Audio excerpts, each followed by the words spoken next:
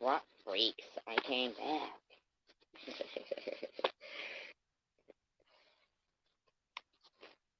um, no, I came back because I realized I was like in the middle of explaining something really important, and that for rewatchers and everything, if they, I'm so mad I got this thing in the mail. It was like a survey. They're like, oh, it had $1 in it. It was like a Nelson's rating one or whatever.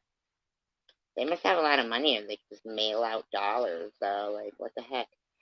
And, if I returned it by April 4th and I didn't open it, then I saw $1 in it and I said, oh, I didn't see this. And I could have had $5. Stupid me. I could see it through the window of the envelope, though, so I'm saying, like, I wonder how many got stolen by, like mailmen and stuff. Nobody would know you got it, you know? Right. Could have been stealing all of it. If I'd have known, I'd have ran around the neighborhood, taking everybody's Nielsen away. Mm-mm. No, I wouldn't. That's a mail theft. I wouldn't do that. I saw Valdez talking. I heard I think she's been having some health problems too. So, um, I don't, I'm not the type of person who's like, oh, ooh, I wouldn't want to, like, I saw somebody be like, you know, oh, they don't hand out prayers to everyone. But it wasn't Valdez, it was somebody else. And the person said, oh, that's so selfless of you. I don't know if they were being sarcastic or they really think that's selfless of the person. But what I'm saying is, I hand out prayers to everyone. So, um, the thing, what I'm trying to say though, is that the research being done, and you too, Karen F, and Bama too. I don't know like how she would think about this, but what I'm saying is it's a good possibility that um I don't know, like, and anybody else that if you got something that I'm gonna read something that they've been doing these studies on for quite a while, and I'm not lying to you guys.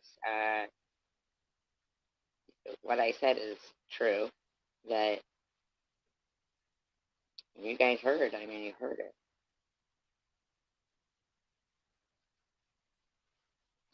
It's not a lie. But I'm still a cancer patient. That's why he was, like, we'll monitor it and everything like that. And I still gotta keep taking the Ibrance. You heard him say that. And um,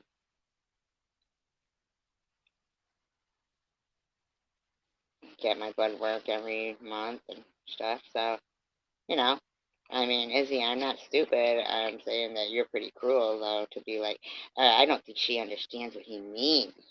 He said for now. I mean, shut the fuck up, dummy. You're just an evil woman. Like, there's something clearly wrong with you. And Tiffany, you've been trying to isolate me since day one of my diagnosis. I don't know. I have you recorded, like, even, okay, just shut up and leave me alone. Like, you don't have to, nobody's talking badly about that woman. I mean, or her kid, or any other people and their kid. And nobody is, okay? Just leave me out of your shenanigans. Okay? So,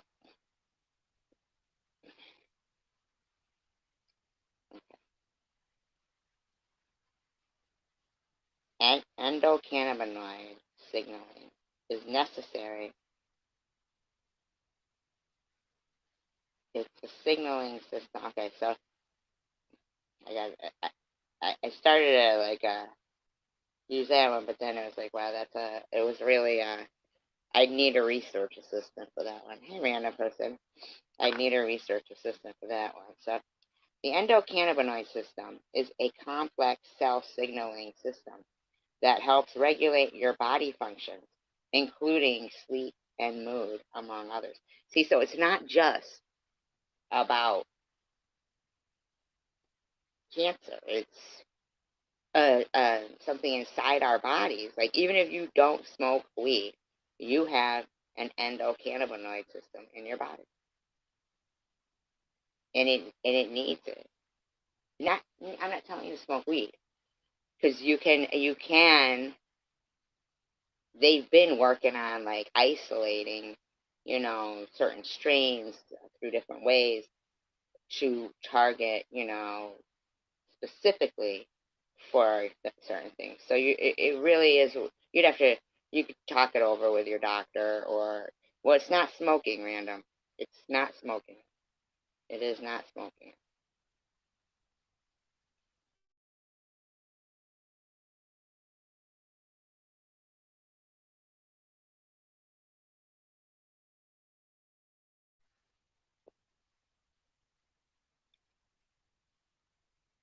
It was identified in the early 1990s by researchers exploring THC, a well-known cannabinoid.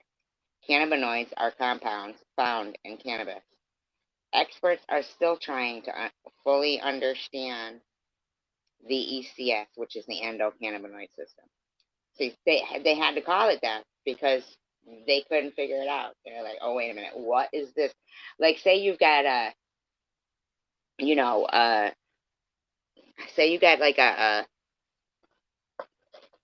I don't know, a tray full of, you know, chips of metal or something, and then you put this certain magnet that's only gonna attract this one thing out of all those chips of metal, and all of a sudden, it comes towards it, and you're like, oh, what's this? Like there's a reaction to it. Like if they had just, that's the thing. Like for studies wise, with the pharmaceuticals, like how I would understand it, they have to do prolonged, um, what are they called when they're doing the studies with prescriptions? Random, do you know what I'm talking about? Clinical trials, where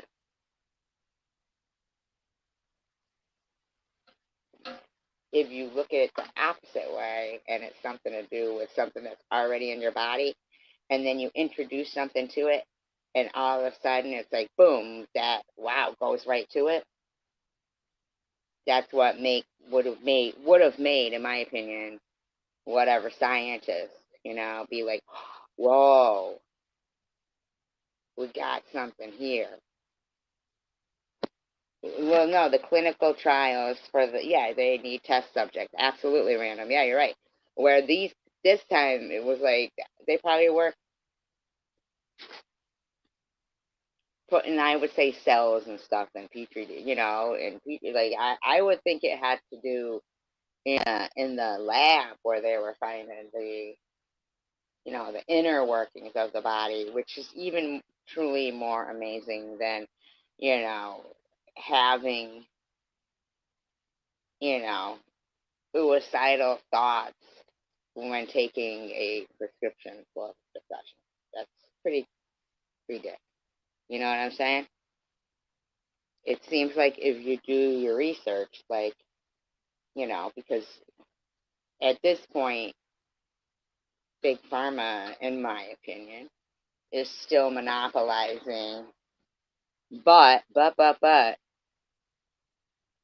you should do it now. I mean, I'm just saying, like, if there's something, I'm gonna keep going on with. I don't know. Like, I think Valdez said something was going on. They were sick or something, but I don't know what because Cindy's chat was so slow I couldn't even. Um, but like I don't mind a lady or anything. I think they're a lady, right? So I just wanted to just in case anybody's listening, to, how's Melissa? Have you seen her, Randa? So, experts are still trying to fully understand it, but so far they know it plays a role in regulating a range of functions and processes, including sleep, mood, appetite, memory.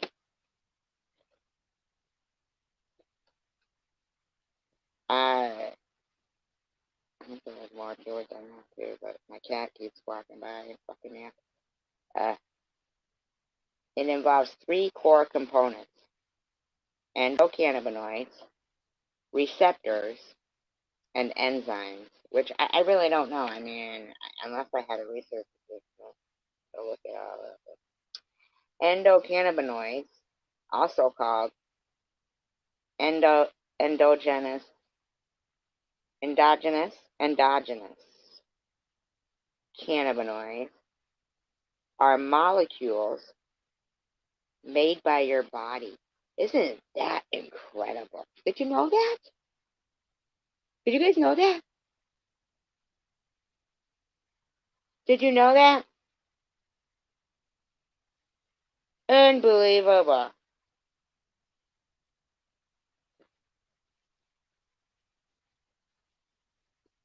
Unreal. You know why they named them endocannabinoids?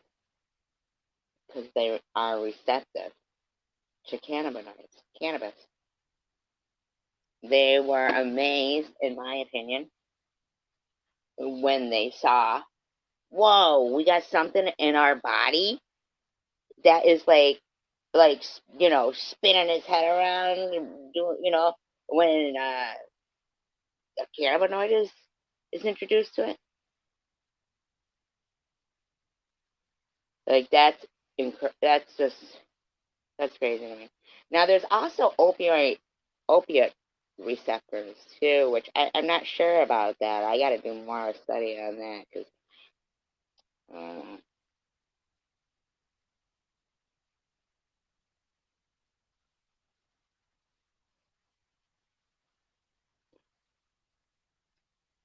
uh, um, they're similar to cannabinoids, but they are produced by your body.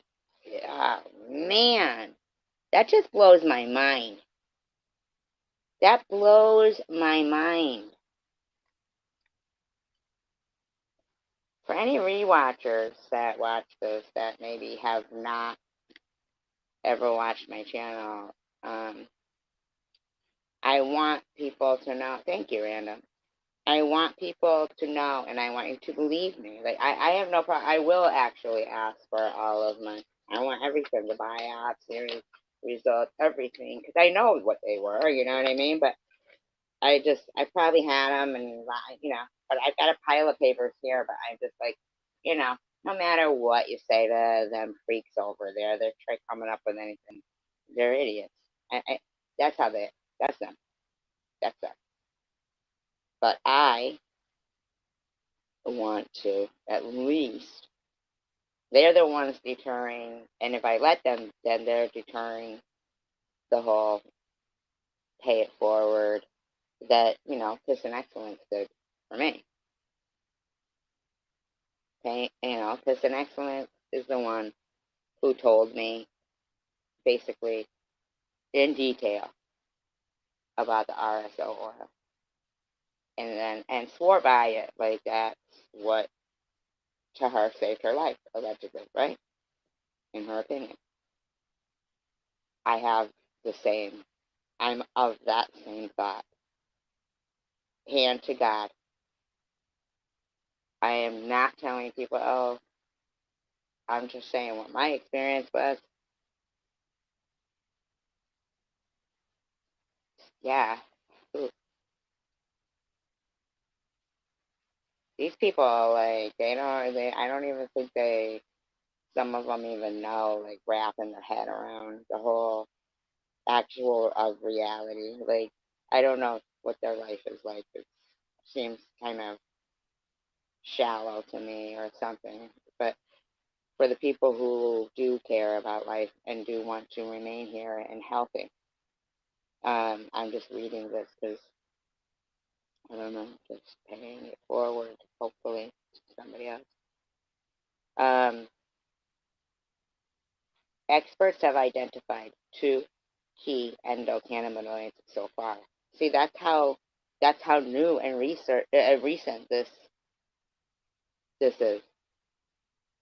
That's probably what got it pushed into the whole medical, marijuana thing. In my opinion, is because of the research. But they've only discovered two so far. I mean, like, I don't know everything about it. I'm saying I did a lot of research, but mainly on my own particular diagnosis. So, like, feel free to do a lot of research to save your life. The anandamide, whatever, and 2-arachidiol, I don't know, 2-AG or AEA. These help keep internal functions running smoothly. Your body produces them as needed, making it difficult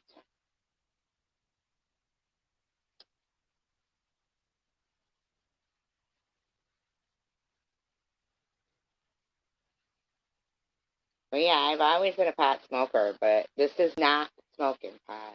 This is not what I'm talking about here. You know, um, keep your body running smoothly. Your body produces them as needed, making it difficult to know what typical levels are for each.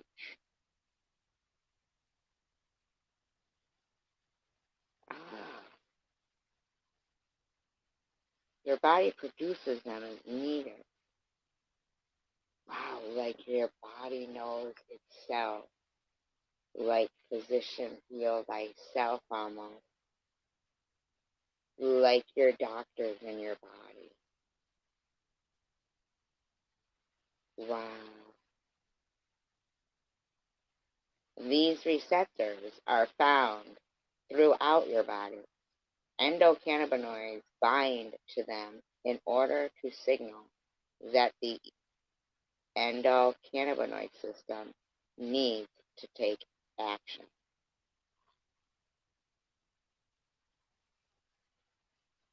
This is unreal. This is unreal. Anybody who doesn't know, I just got diagnosed clear of stage 4 cancer, and man,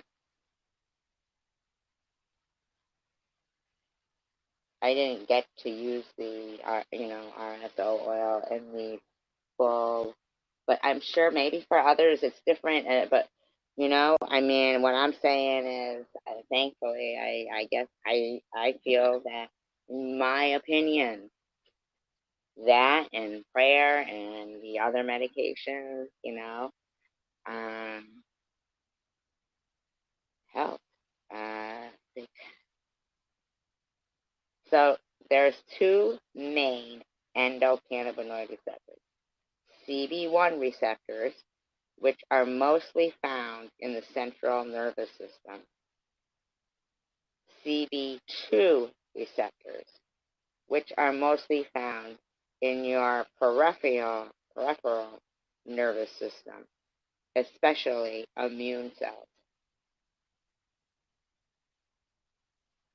So all this time when they're, in my opinion, putting people on prescriptions and going, oh, well, your neurons shoot this and this and this.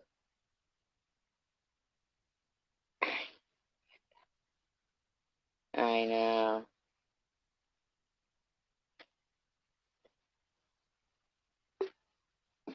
One open heart surgery a year for 11 years. It's crazy.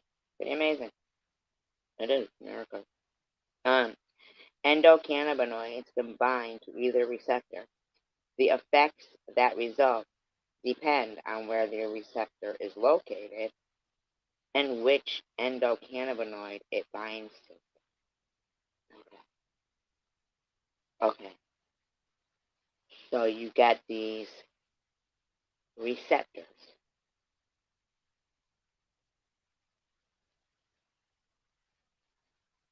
Okay. So endocannabinoids are molecules.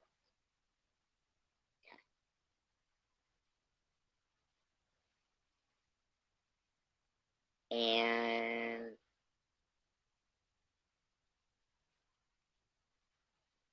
your body produces them as needed.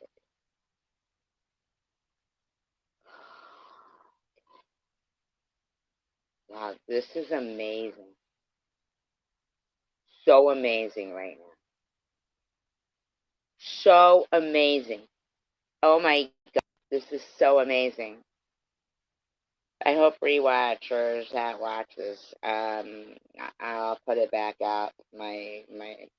I was just a little like perturbed that they were mocking, but now that I think about it, man, I really need, to share this with people who, if they know or love anybody going through anything, really, really do some research. I'm not talking just what they're finding is that, so say you, this is what I'm picking up here. This is what I'm, you know, how I'm taking it. Because your body produces them as needed, those molecules. So all your molecules, right, are not just the same molecules. Just like you can get uh, cancer, but the doctor in your body, right, says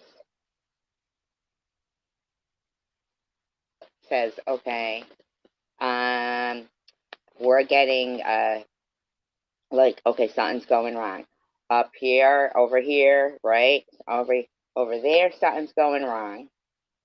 Let's just, I don't know, somewhere, whatever's going on with the person. It even could be like in the mind, like, depressed, whatever it is. This is how I'm reading it. So your body is like, oh, this person feels, so got, it's the body produces these molecules called endocannabinoids. Then they go to whatever cannabinoid receptors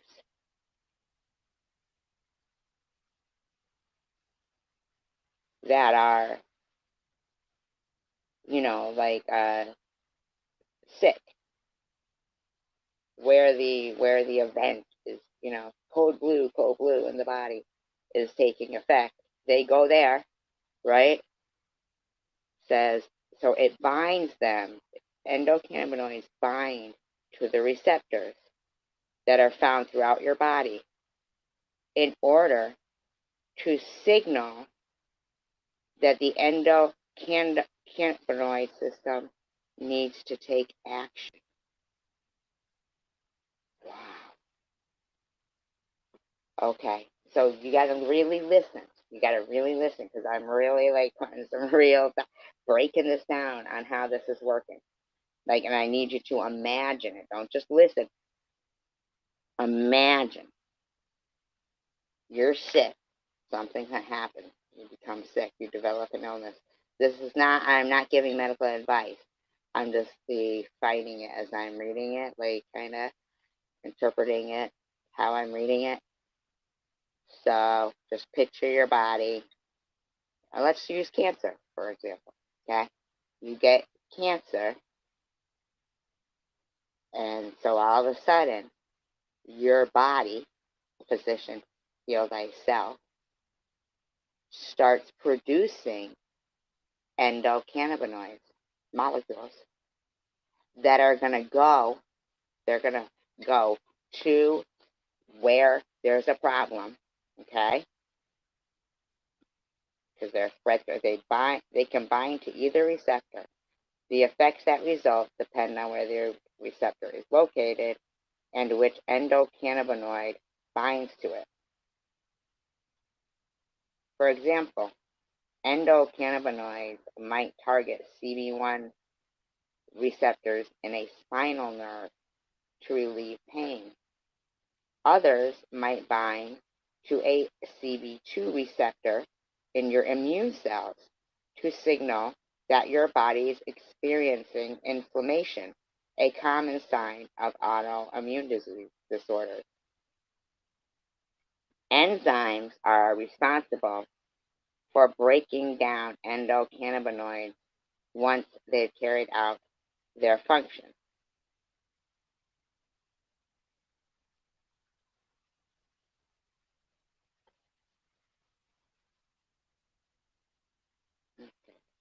So that's like acid, enzymes are.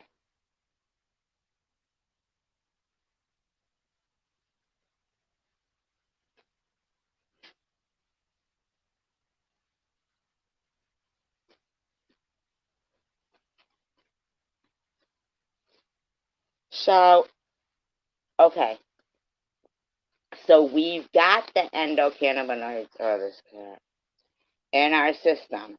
We produce it ourselves, so we kind of produce cannabis ourselves, is what I'm reading here. What I need to go in further is how, in its form of the RSO oil, are we introducing like a stronger, more powerful form of what our body actually produces? Okay, so just hold on, you guys. I'll finish this in a second.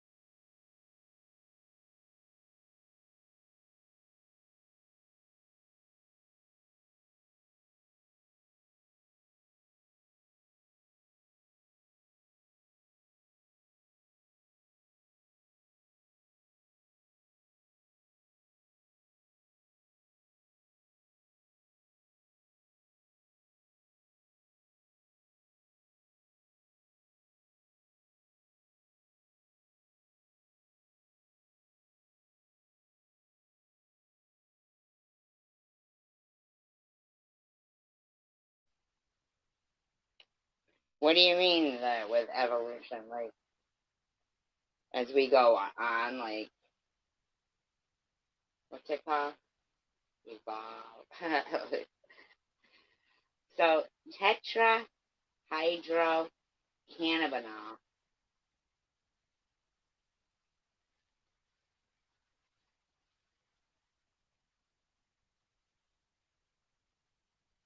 Yeah, see, people shouldn't have been taking stuff like pills and stuff, in my opinion. So, what do you mean everything gets stronger? Like diseases or ourselves? What do you mean?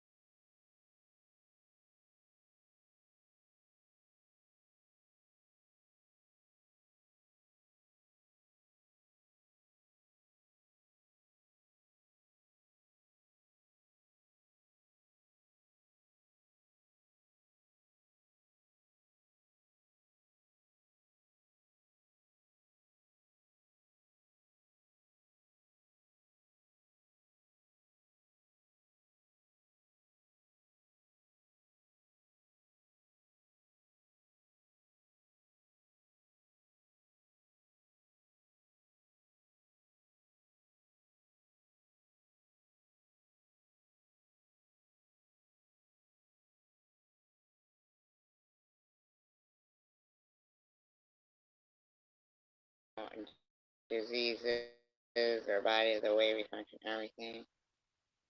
Well, from what I'm reading here, physician heal thyself becomes way more clearer now to me.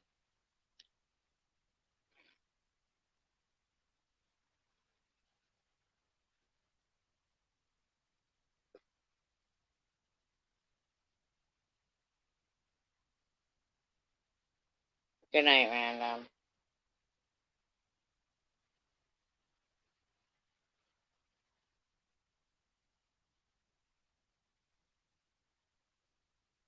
But I don't know.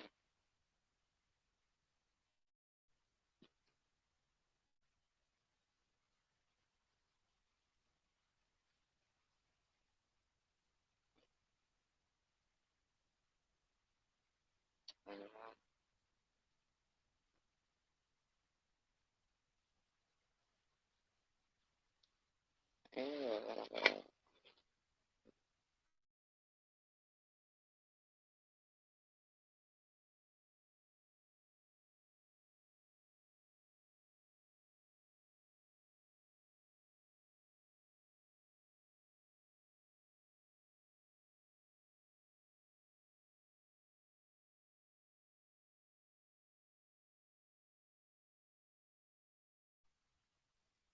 Why, I don't know. What was she saying? I didn't hear her saying anything. Disclaimer, I don't own all the audio contained within this video. I'm just going to play a little bit. Put all this without sounding like a complete... Altered. For people who... Do I sound crackly like she sounded crackly? Find themselves upon a group of people, other people, right? With any level, I mean, you don't even have to have a whole lot. I don't even know what she's saying here. Like, it does not make sense. Has any level of good intent, right? Who has any hint of decency about them. And, the factor of shame that comes into play when they reflect upon themselves and what they do. This place can be a vortex.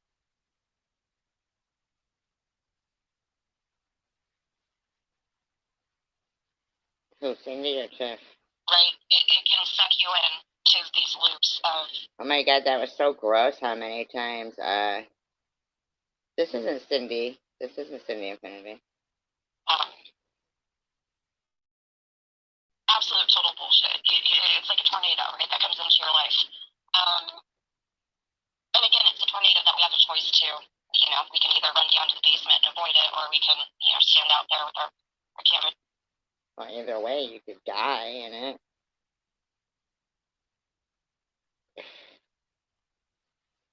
This isn't Cindy.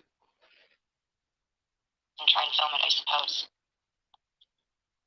And I don't discount that because, again, if we are adults, we do have a choice to be here. Now, we have a physical choice. We have a... Well, that's stupid. People don't have a physical choice to have a tornado rip through their town. Who's Cindy? Or I don't even know if we mean Tiffany or Cindy. Actionable choice. Those sound like the names of two Barbie dolls, doesn't it? Now, is that choice hindered a little bit for people due to mental illness and mental health issues? Yeah. I think she does. Who does? Who has a fan girl? There are secondary factors in people's personal lives that come into play that keeps them here. Yeah, absolutely. That is. So people are mentally ill that it keeps them here? Come on now. Come on, Tiffany. That's just silly to say that. 100% true.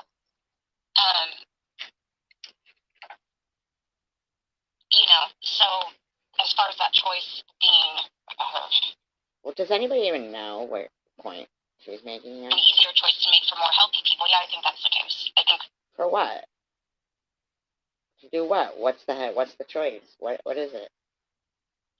I think people who... how's my sound, by the way? Am I crackling at all? Yes. Yes. Plus, she didn't even make any sense. I know, enabling. A silent assassin. So weird. Her physician never said. Well, here's where I stand with Survivor Girl and her current diagnosis that she is going through. Well, I'm not harassing anyone. You're harassing me. I'm not happy with her. I have not been happy with her and the way she's been treating Gracie and Gracie's mom. I haven't been treating them like anything, bitch. The most disgusting behavior I've ever witnessed on here. The fact that she can attack a little. Please. I'm not attacking a little girl. You are acting ridiculous. eBagger goes, it's a miracle. Munchie. Silent Assassin says, Tiff, we all need to celebrate. This survivor girl had a miracle. Her stage 4 breast masses and bone cancer is all resolved. Like, is that a problem for you, Silent Assassin? I thought you used to come in here and act like you were, like, halfway decent. Like, what's going on with you?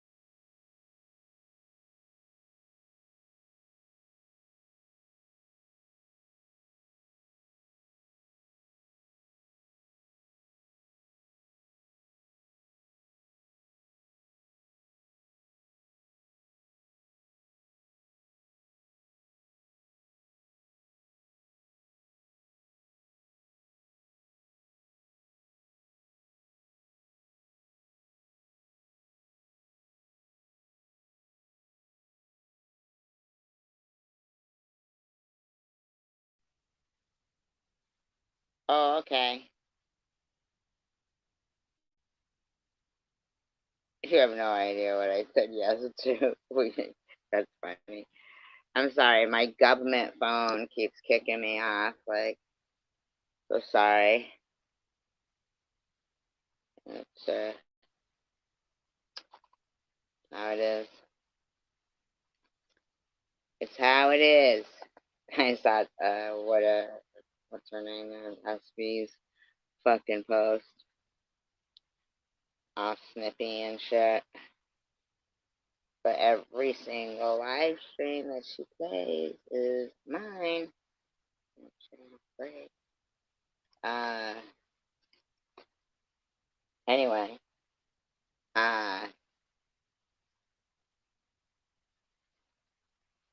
so eBagger goes on to say, my opinion, her physician never actually said she had stage 4 illness. I have a hunch they said they were ruling out metastatic illness. Well, it's cancer, by the way, not illness. And they did just that with a PET scan. Nobody. They did a PET scan 6 months ago, then did a biopsy. Because he goes, not sure what the biopsy showed, since she never talks about those results. Well, yes, I do. That's when I say they did a biopsy and it was cancer. Now, I'd like to know why everybody else's results are supposed to be shown and put up there, and why aren't theirs? How come? Oh, I know why. Because this isn't about anything other than weaponizing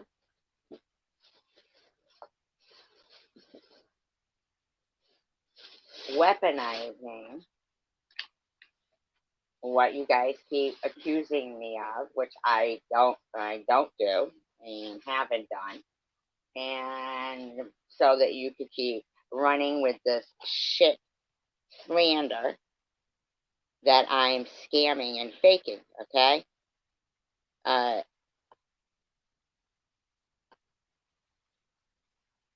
Munchie says, eBags, it's insanity. She belongs in jail. How can SG scam cancer? It's the most sickening thing ever.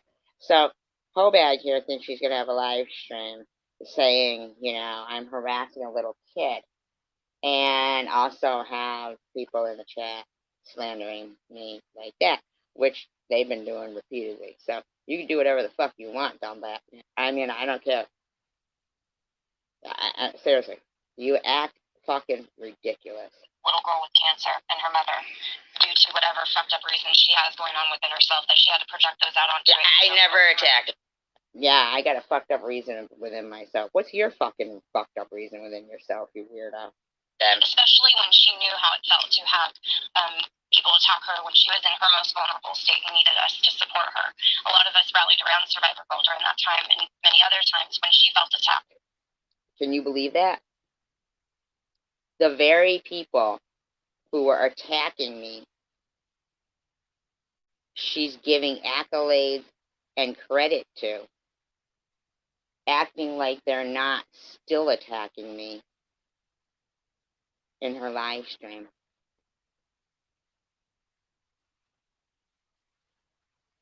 Can you believe that? I can. They're smart people who choose to be evil. So in your beginning preaching little thing you were saying there, so you choose to think you're the tornado, Tiffany, is that correct? And am I supposed to be the one who I'm either going to stand here in the tornado or I'm going to hide in my basement? I don't know. I think you're overestimating yourself. For the very same things that she's been going through. Now, I want you to, know that I do realize that you partook in harassing people in a very tragic event that, you partook as calling them hoaxers and harassing them too. Because that's who you are. You like to take people's tragedy and harass them. And then what you do is then you be the one to say, oh no, now I'm helping them. So I created the chaos in their life, hence your friend King of Chaos, because he was partaking. And now we're going to help them. Now we're going to help them. We created it, now we're going to help them. It's something like the Superman or the hero complex, something like that, the hero move. You cause the fucking bullshit, and then you act like you're fixing it for them. You're a fucking asshole. Seeing her mother for. I find that disgraceful and deplorable, and it's something I will never get over. Well, you're lying. You're never going to get over a lie that you made up? Sounds like you're mentally ill. But I cannot let go of what she's doing to this mother and child. I'm not doing anything to them. No. I suggest you let go of something that's not happening. Otherwise, you're just fucking delusional in that case. No, not speculation or anything. I asked her publicly, point blank, did you do this? Did you do this? Did you do this? Did I do this? Did I do this? Did I do this? Oh, did I do that? Did I do this? Did that? Shut the fuck up.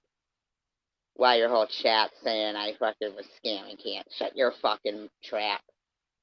And she admitted to all this. Now, she had her reasoning behind him, right? She came at me with the but I stopped listening at the but. No, well, you got booted. You got booted when you said you weren't reading what the chat was saying, because, you know, you don't care to get, you know, both sides of what the fuck's going on and what's made up. Now you're trying to act like this, that, and the other thing. Go fuck yourself, douche. No, you did not stop listening. You just came on just to fucking talk shit so you could act like this. I don't know who the fuck you think you are, you fucking bitch. The things that I asked her about, those were enough for me to determine that this is a very fucked up person. I can never get back from that. Shut up. You're a fucked up person making shit up. I can never go back from that moment. I still cannot believe she would do that. Do what? What did I do? Oh, before you had my crackling at all. I never went after Bama. Some Munchie goes, cancer gone. Stage 4, Mets, breast to bone. Poof, gone like magic. King of Chaos. If she was scared, which makes sense, she never heard the rule out part of what they said, or she did hear it and chose to ignore that part. Buddy, what do you think? I'm fucking stupid, buddy? You think they're stupid? You think they don't know the next step of ruling something out? Silent Assassin says, thank you, Tiff, for speaking out. Tracy never had a reoccurrence. She had an infected sweat gland. Poor hygiene. Oh, your live stream right here is so credible, Tiff. So fucking credible. Yeah, you're a big girl mafia. Shut your fucking mouth. King Chaos. Her going after Obama is inexcusable. What are you talking about, dum-dum? That didn't even happen. Fucking losers. They'll do this and they'll be talking, and then I'll really regret it. Somebody, can we put a one in the chat if my sound is clear, or if I'm roboting? You know, when people are crackling, do I have the? I guess I have the talk. Do I have just like? Is it? Fix your AI. Phones in particular. I'm good now. Okay, perfect. Yeah, I think it's something to do with Samsung phones. So if you are on a panel and you have a Samsung phone, make sure you ask the chat or the other panel guests if you have that crackle thing going on. And all you need to do is go into your... Thanks, Einstein. She can attack a child who is going through treatment for lymphoma. You are such a lying bitch. You're trying to weaponize that kid. I don't go after that kid. I don't know anything about them. I'm not attacking a fucking kid. I'm not attacking anybody. You guys are attacking me. Mother, and attack their funds or fundraising for them, and attack their integrity of, you know, Where am I doing that? Where? Your whole live stream is doing that. stupid bitch. You've done it all along, you stupid bitch. Shut the fuck up. Vulnerability that they're going through right now with this treatment. Wow. I don't know anything about them or their treatment. Do you? Oh, but SG's supposed to show all kinds of proof, but I guess everybody else isn't, right? You know, with the moment. And this is all coming from a person who faked cancer twice. Tiffany.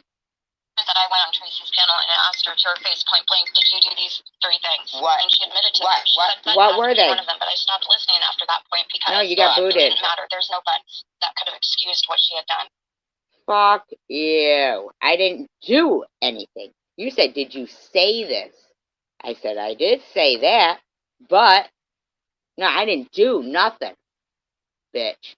What are you doing, you fucking skank? At that point, she's a completely different person to me. She expected. You're completely the same person. You think you're going to make me a completely different person than I am, because I'm a good person, and I don't know, I don't give a fuck about it. You're stupid. You stupid little fucking bitch. I don't give a fuck about you. Dumbass bitch.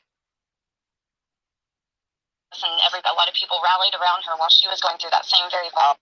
Can you imagine she's saying this? I mean, I'm not saying people didn't give me support, but a lot of people rallied around me. You need to shut your fucking... You're a fucking idiot, man. Oh my God. In her life. And a lot of people gave her a lot of support and sympathy and compassion and empathy and friendship. And oh my God. Regardless of how that turned out in the end, there's a lot of people who defended her when people were doing similar to her.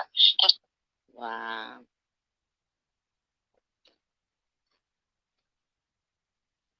You know, when you say you can count your friends on one hand, that's for sure. And they defended me good. Those are my friends. But you, Tiff, were never my friend. Defended her staunchly. I was one of those people. Oh my God, you were one of the people doing it. I can never, and I will never get over the deplorable and disgraceful. Bitch, I'll play your shit that you were. Bitch, you were just trying. You cause chaos, and you try to act like you're the hero. You're a fucking bitch.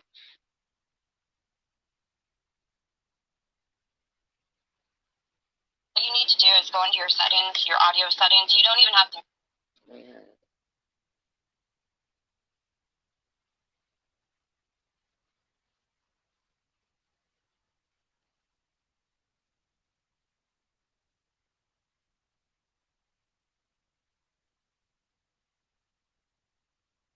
Flawed with this woman that I can no longer ever get behind.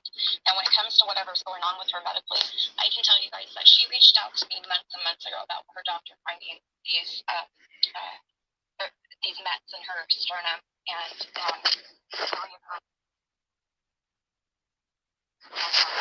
okay.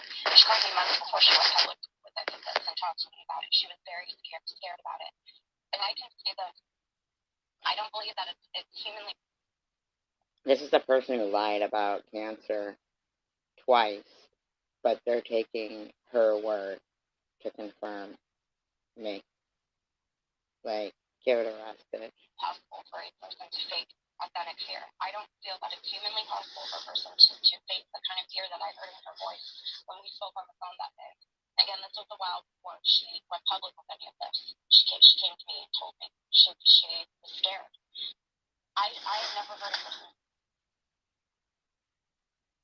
to fake that kind of fear. Now, am I saying that what, ever is going on was 100% true, or she was fully transparent? I honestly don't know. I haven't been following her very closely because I just can't, right?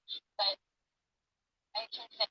But close enough to fit your narrative for the lies you're making up? That I feel with certainty that something did reoccur. Now, is it possible, and is it possible that this reoccurrence might have resolved itself or gone away or something? I mean, stranger things have happened, you guys. This has happened before in the past with people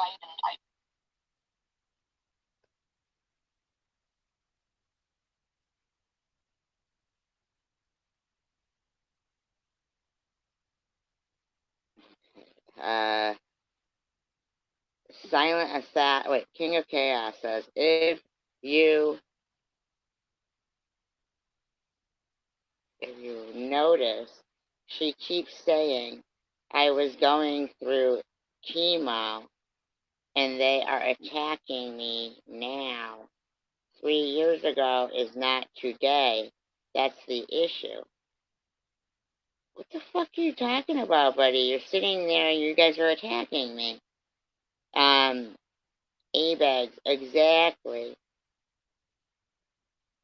I gave her the benefit too, but as someone who has worked in the medicine, it's 100% not truthful.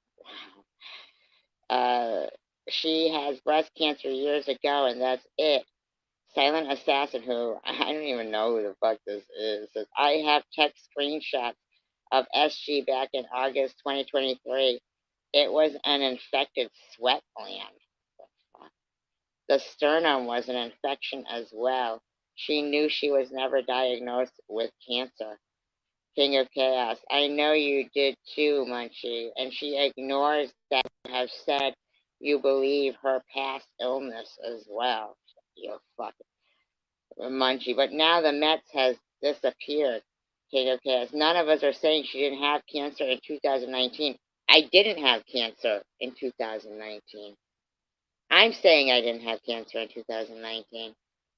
I got cancer in 2020. We are saying we doubt her metastatic diagnosis today. And I think you should shut your fucking trap. Munch says, there was a suspicious lesion on the PET scan. Mets wasn't ruled out, but it wasn't ruled in either. It was biopsied, you fucking skank.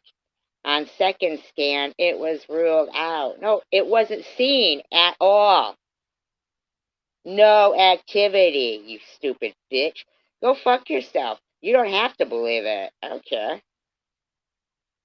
I hope other people do, though, because it's a miracle. I didn't have cancer in 2019. Without treatment? What's wrong with you, you dumb bitch?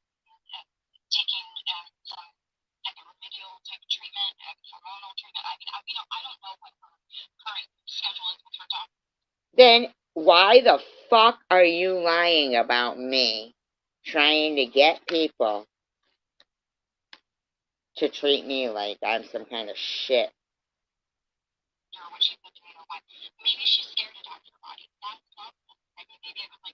Maybe I scared it out of my body. This woman supposedly defending somebody with cancer while attacking, and her whole room is attacking somebody else. Wow. Wow.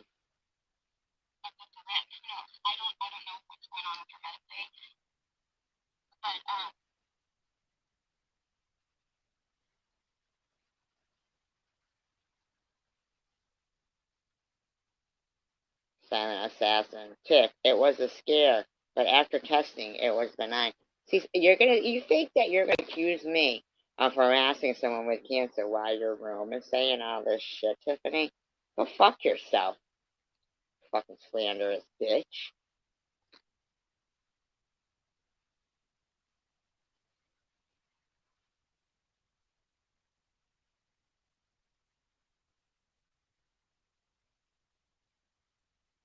Uh,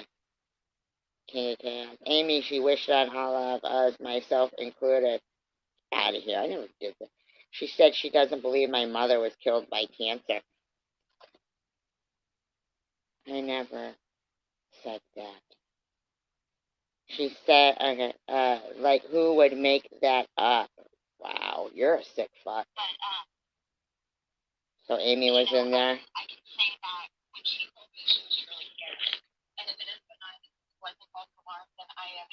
If this was a false alarm. Wow. Wow. You're a sick bitch.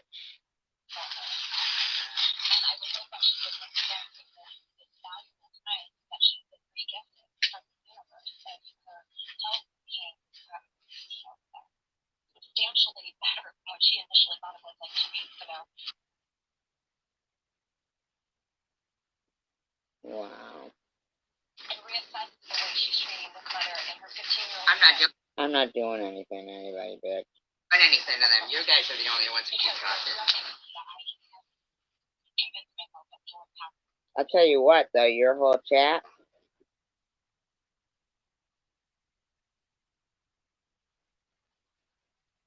is throwing shade on truth that could possibly help someone else with something if they're listening.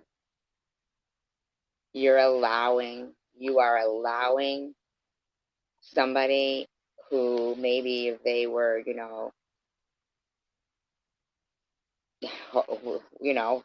hoping that they could find a miracle and believe in a miracle, maybe they just got diagnosed with stage 4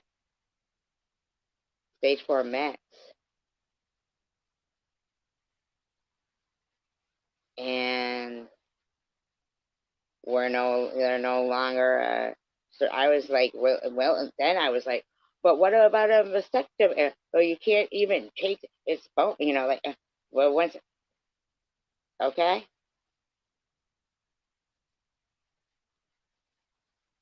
And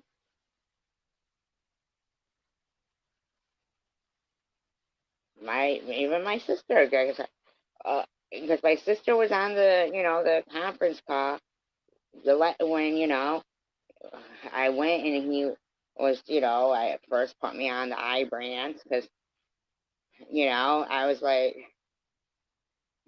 I told you guys the whole thing. I've kept you guys informed every step of the way because now,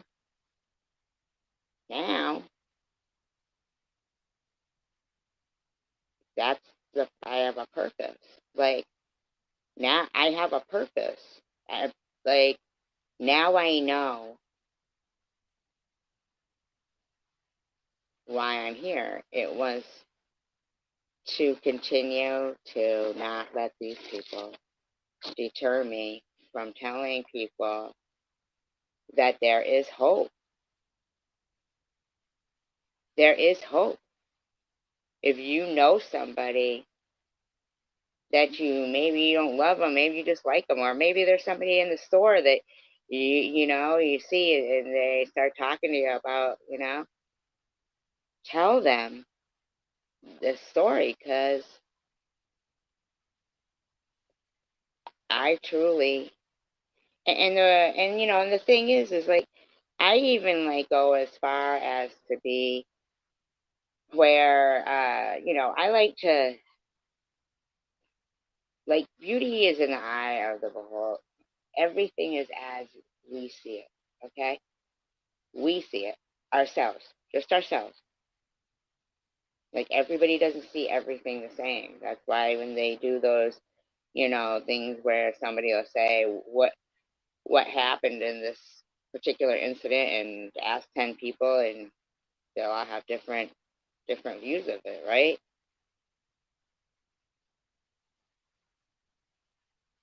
Like I feel like possibly when people will get, this is my opinion, get prescribed something like a mood stabilizer or something, it's harming that system, that endocannabinoid system, from doing its job. So if you have a loved one and they feel a certain kind of way, I'm not saying that you have to even use the Rick Simpson. What I'm saying is, for the first time, I understand clearly. Just me. I'm not giving medical advice here. I've heard it my whole life.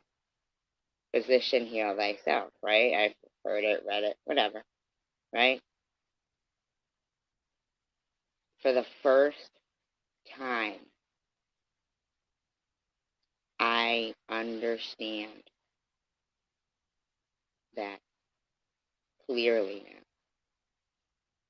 Because of these molecules the endocannabinoids, that are only produced as needed.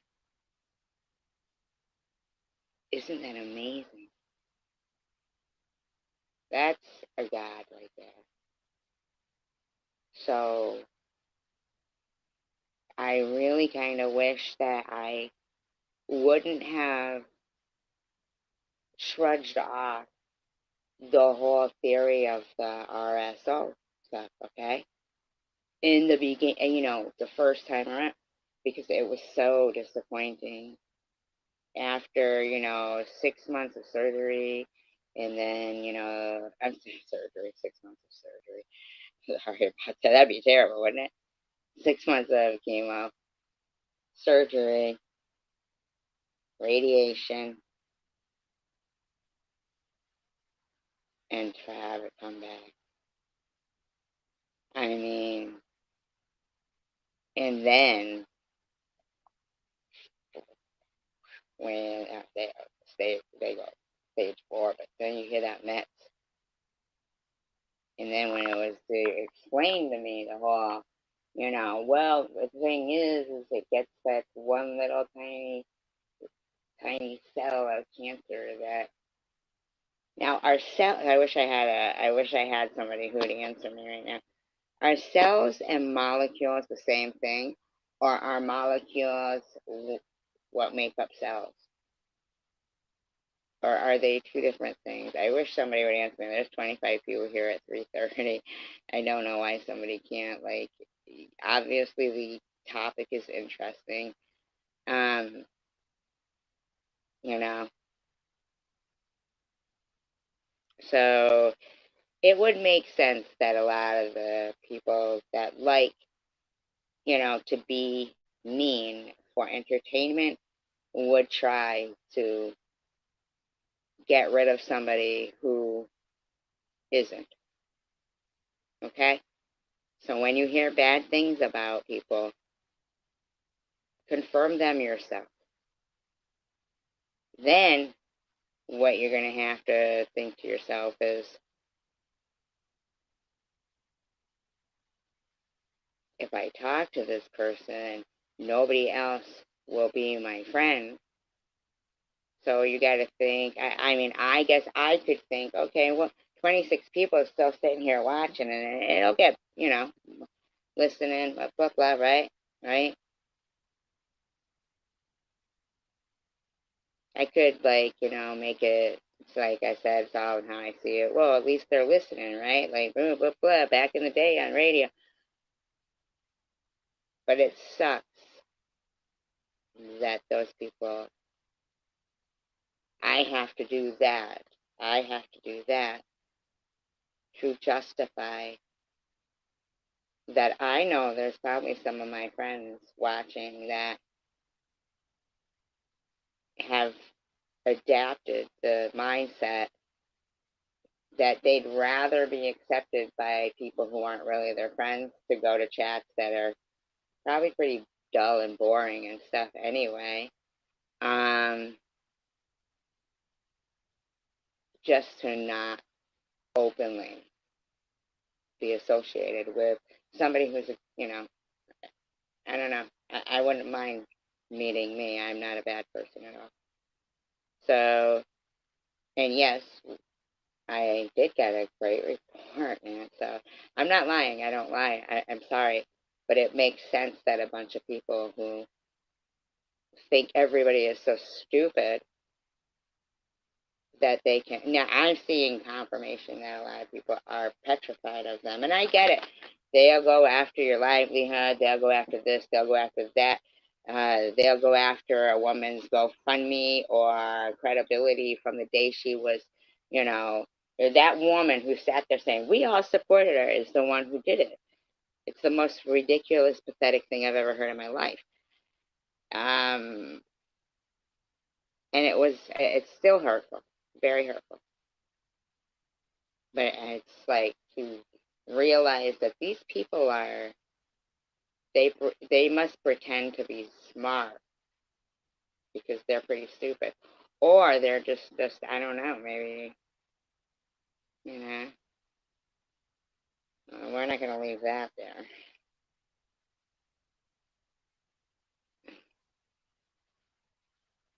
You see? Like, they came in even with that name. Like, that's what they're, because you believe that there's people out there living and breathing that, and then there's probably good people watching that would rather hurt a good person because they're, I get it, preservation, but kind of seems, I don't know, maybe sometimes people who feel like, but I'm there and I watch, might want to think, yeah, well, whatever. Oh, I'm still a member. So I'd rather have you as a friend who talks, you know? So I still kind of think like, I don't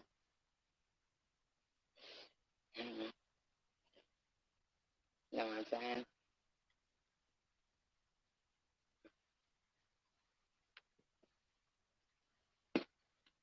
But that's you guys. Hey, that isn't me.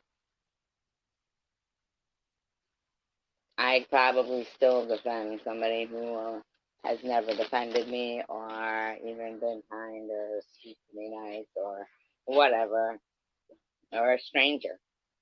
That's me. Getting rid of that. I didn't even read that person's comment. Their name was done. That was it. So, but to know that there's, that's fine. Okay. I'll still keep doing what I'm supposed to do. So, I think if you know somebody and you've got like a kid that's, maybe they play sports at school or something and they get hurt, say no when they say, oh, we got to put them on this, we got to put them on that. That's just my opinion. I'm not giving you medical advice. Say no. If I'm depressed, so I want to, no, uh-uh.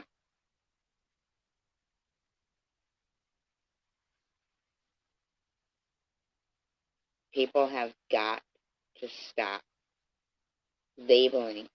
Oh, well, they widen the spectrum so much of autism, so now everybody can be in it and they can get close to everybody. Stop it. Stop that. Don't define people by, you know, what the world will try to give them. Believe that physician, heal thyself. I'm telling you, there's something more. Like, I'm not saying there's life after death, but I'm telling you that without, I mean, it's good to have good doctors. It really is. But like I was starting to say, even my sister was like, I just don't understand. Like, you know, couldn't they have, you know, he said he didn't believe a miracle. You know, I said, listen, I know. Like this, but these people aren't stupid. This is their life. This is renowned. He's a very good doctor. I got lucky to have him as my doctor. He doesn't make you sit in the. You never wait. Like there's no sitting. He don't make you sit and all that stuff. And very nice. And my other doctor is extremely nice.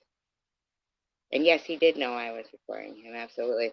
Oh, and like I was saying, I like to think of things in a broader spectrum, right? I like to put a little bit of I don't know, like the spiritual, supernatural on them, I guess you could say.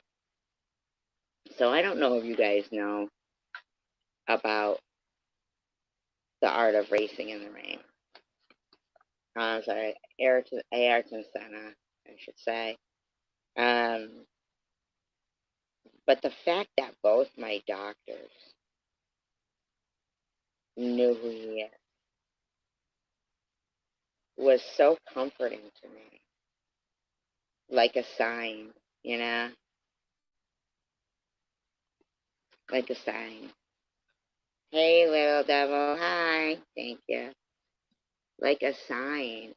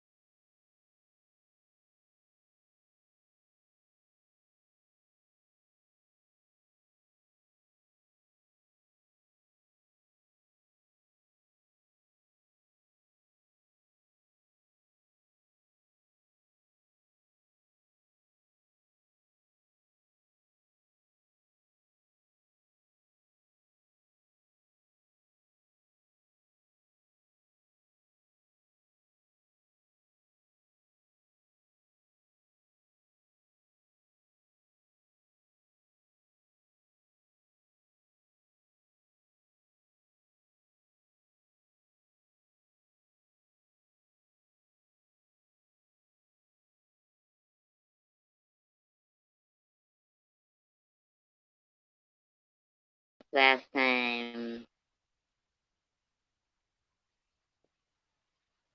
Oh, that's not the real little devil.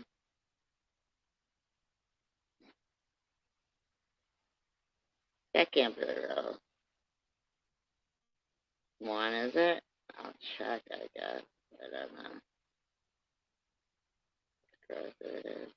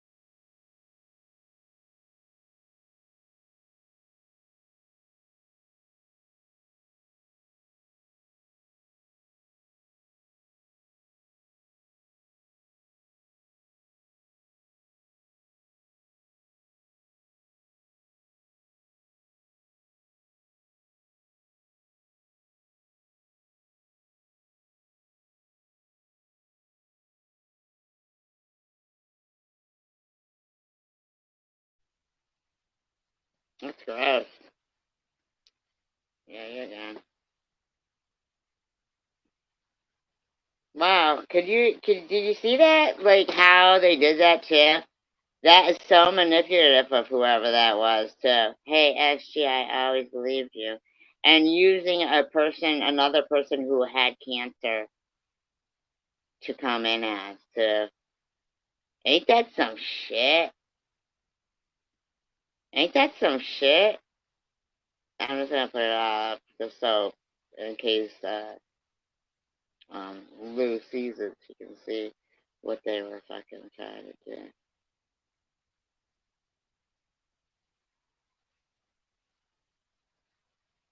Wow.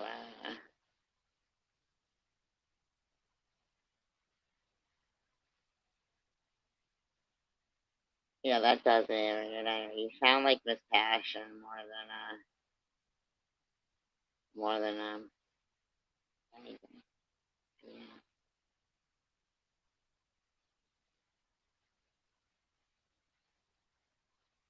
To be honest.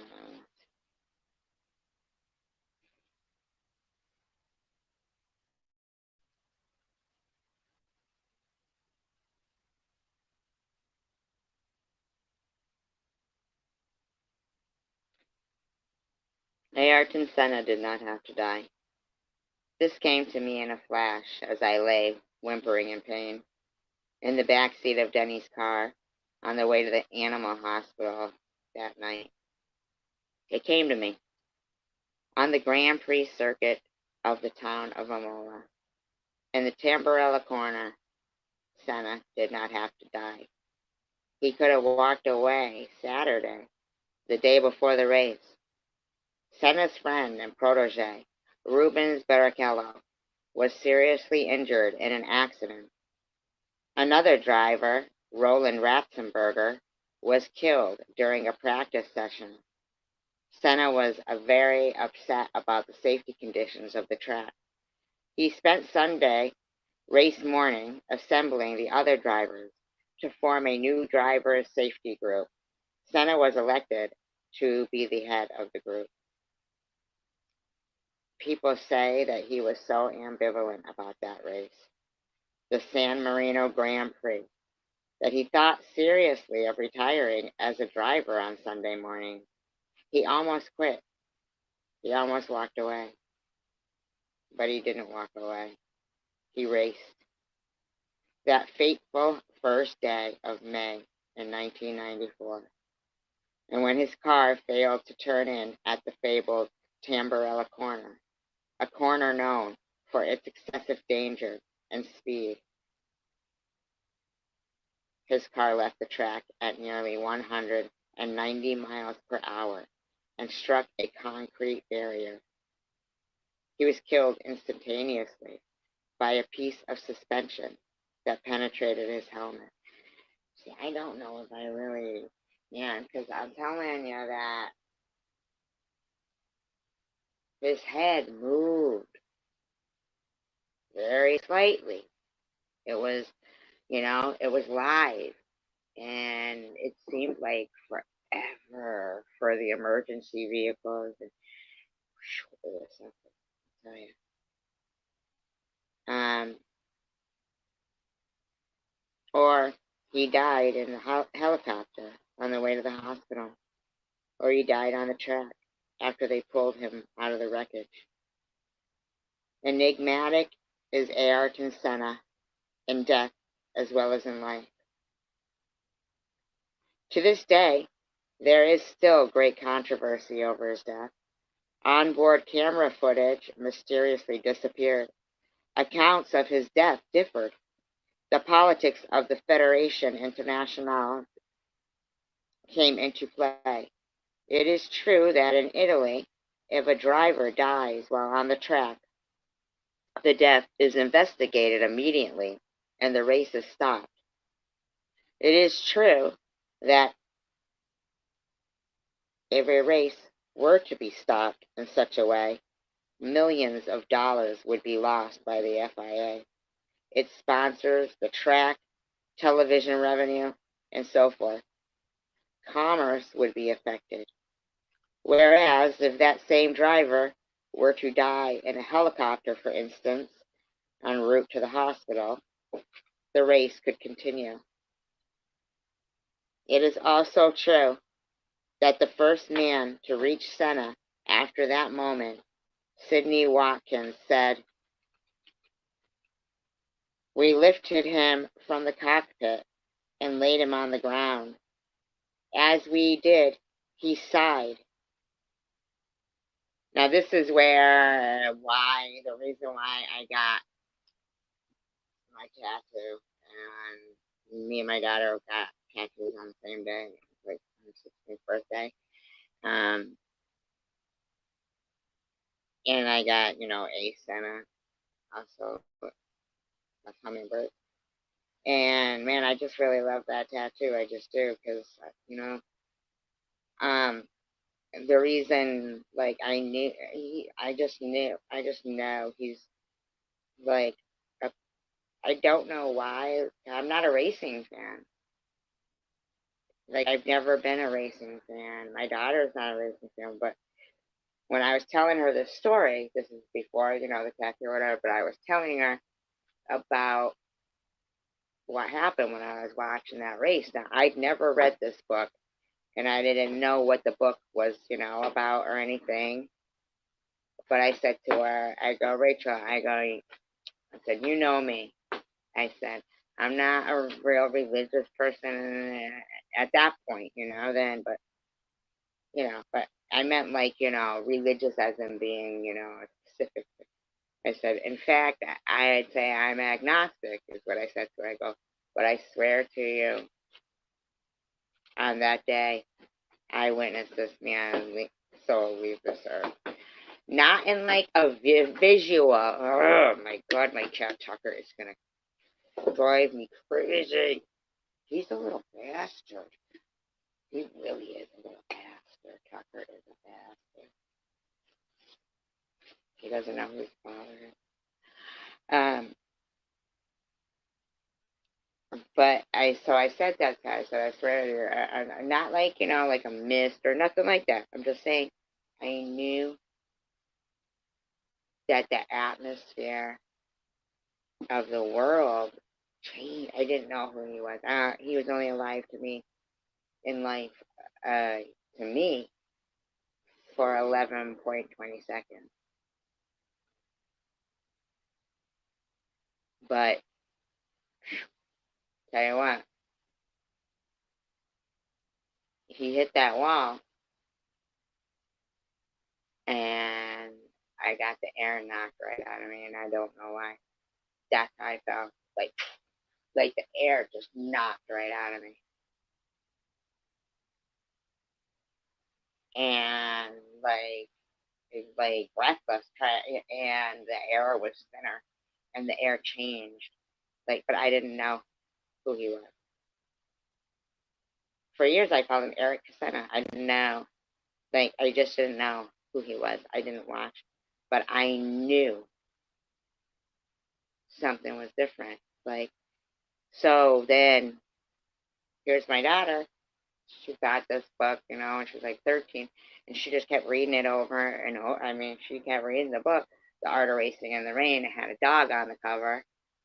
And, then when she's 16, we're both standing in, the little hall between in our bedrooms.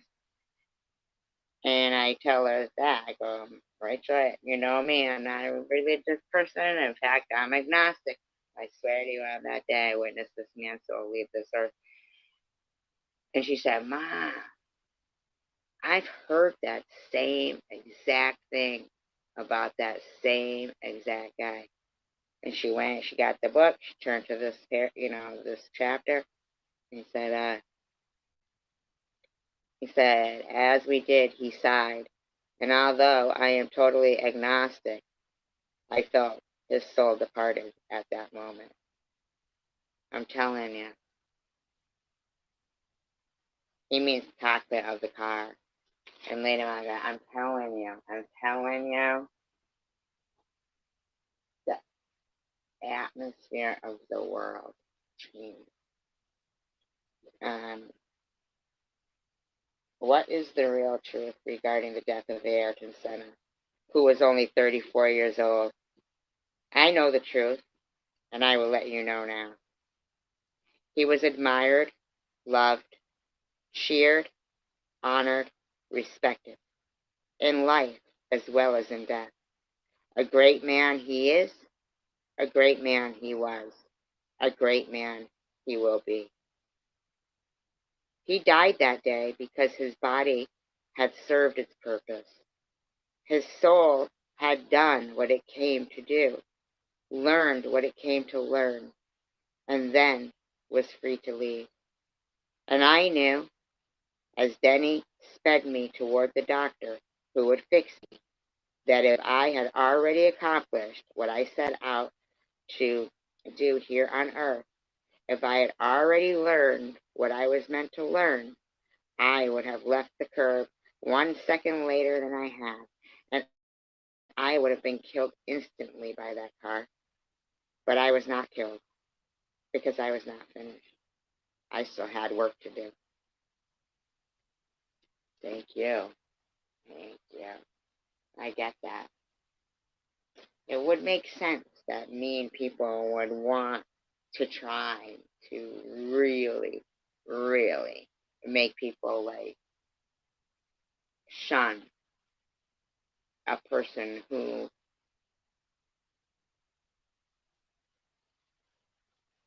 I don't know, I don't believe that the end of the world is coming and we should all, buckle up for it and that's the way it is. I don't believe it. I think it's more or less it would be the end of mankind uh, if we let people who want to, like think about it. Wouldn't you think that people who really want to talk about their friend and their kid with cancer would be going, wow, is that, like that? Should we heard her doctor? We all saw her bald at the hospital. I mean, like, come on, these fuckers are now, they're just making fools of themselves. They really are. Like, whoever that was, writing all that, you wasted your time doing that. You're probably one of those people who lecture me about what I'm doing with my time. And now that I'm looking at it, like, you guys are trying to, if anything, your behavior is more advantageous to, the multi-million dollar pharma companies that, you know, cancer's big business. Of course, you would be like, you don't listen to her. But just based on the fact that these fucking bitches are people who were involved in harassing families in one of the, very saddest, tragic events going on in history. And their names are all over it because that's how they are. That's what they act like, and social media gives them a platform to do it. This bitch is yelling like that and calls herself Big Girl Mafia. Same chick who got up to talk to her kid through the door with a dildo in her ass is talking about how people should act. Really? Really?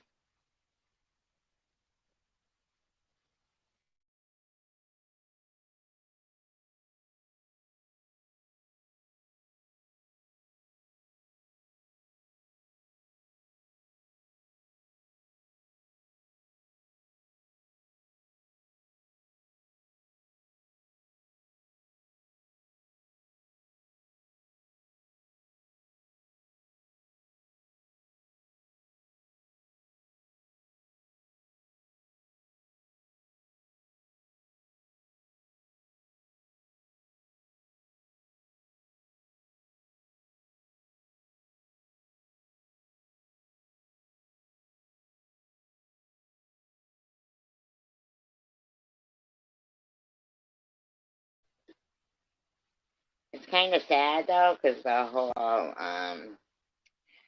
you know, gang mentality and like the whole support that evil gets and the whole like self-preservation that other people are like, why do you say, is like kind of, I don't know. Every once in a while, it just kind of makes people, I'm sure, who would, stay out there and want to help mankind, be like, ugh, I don't know. But it's okay. I'm not just, treading water out here. I'm doing this for a purpose. Passion for no matter what. And there's something fundamentally flawed with this woman that I can no longer ever get behind. And when it comes to whatever's going on with her medically, I can tell you guys that she reached out to me months. She came to me and told me she was scared. I never heard of her to make that kind of fear now. And I think that what, Yeah, I don't know why you're saying anything. Whatever's going on is 100% true. She's fully transparent. I honestly don't know. I haven't been following her very closely because I just can't. Right? Yeah, but you're gonna make a video like that. I feel uncertainty that something different is going out. If it's possible, and if it's possible that this great might have resolved itself or gone away or something. I mean, stranger things have happened, you guys. Like, this has happened before in the past with people, even in my family, right? Where you do have a reoccurrence of cancer after an initial diagnosis and remission. I didn't have cancer. In 2019. I didn't have cancer in 2019. That's what eBay is saying. Taking some remedial type treatment, hormonal treatment. I don't know what her current schedule is. You shouldn't. With her doctor, what she's been doing or what. Maybe she's scared of it.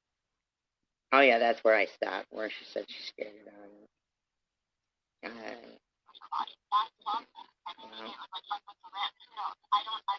Cancer was like, fuck this and ran.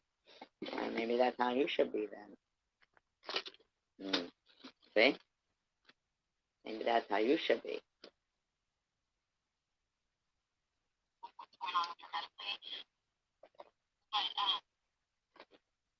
But you think you know other things.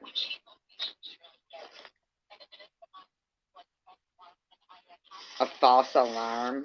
Wow.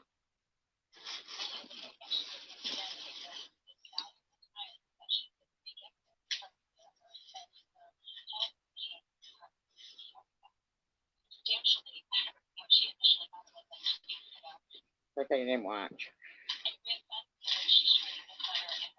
I'm not doing anything to them. You guys are the only ones who can talk to them.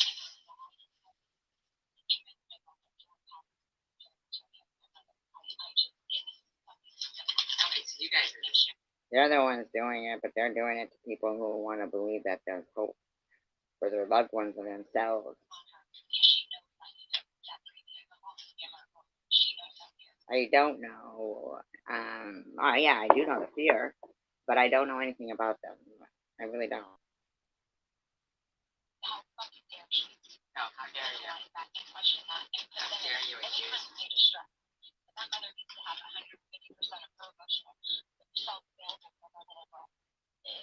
Stop saying for her little girl. I didn't do anything to a little girl. You're fucking making shit up.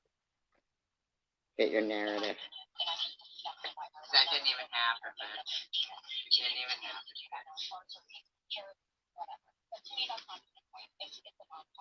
No, it is a point. It's a point for millions of people with cancer, and even for the little girl you're talking about. You're trying to deter people. You're terrible.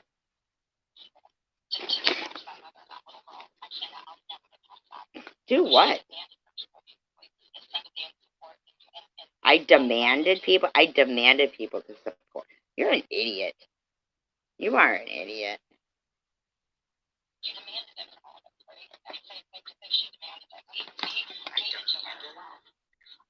That sounds ridiculous.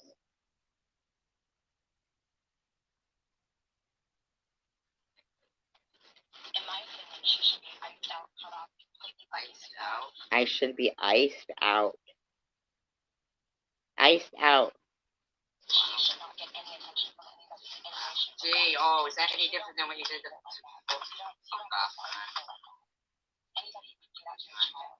not doing any. I didn't do anything. You fucking chasing off a bitch. Keep it up, Tip. What'd you do what did you do?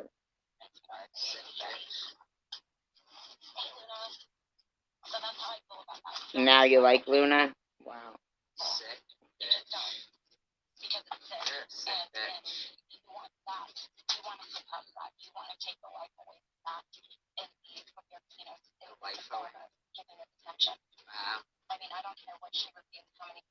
She's telling people to take my life away.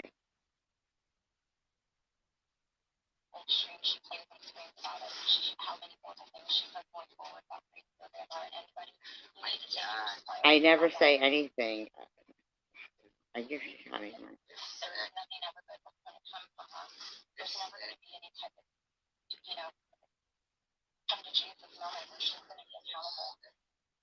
accountable for what?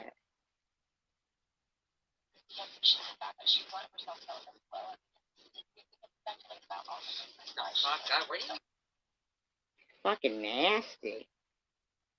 What a nasty, nasty thing. You are just nasty. I mean, you really are just nasty. Constant harassment. What you are is a femme fatale. That is what you are. Like Lucretia Borgia.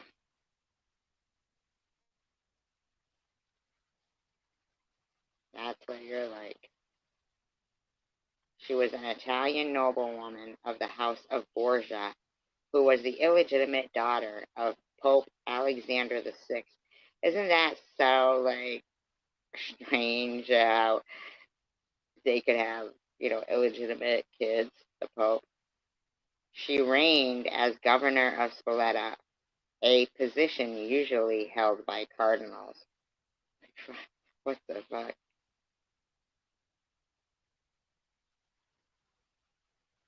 The family arranged several marriages for her that advanced their own political position.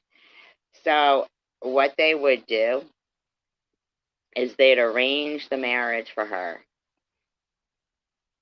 Then they would kill off that husband because they had so many marriages already arranged that you could for sure bet that you were probably going to get killed off if, when you were a little kid, your marriage got arranged.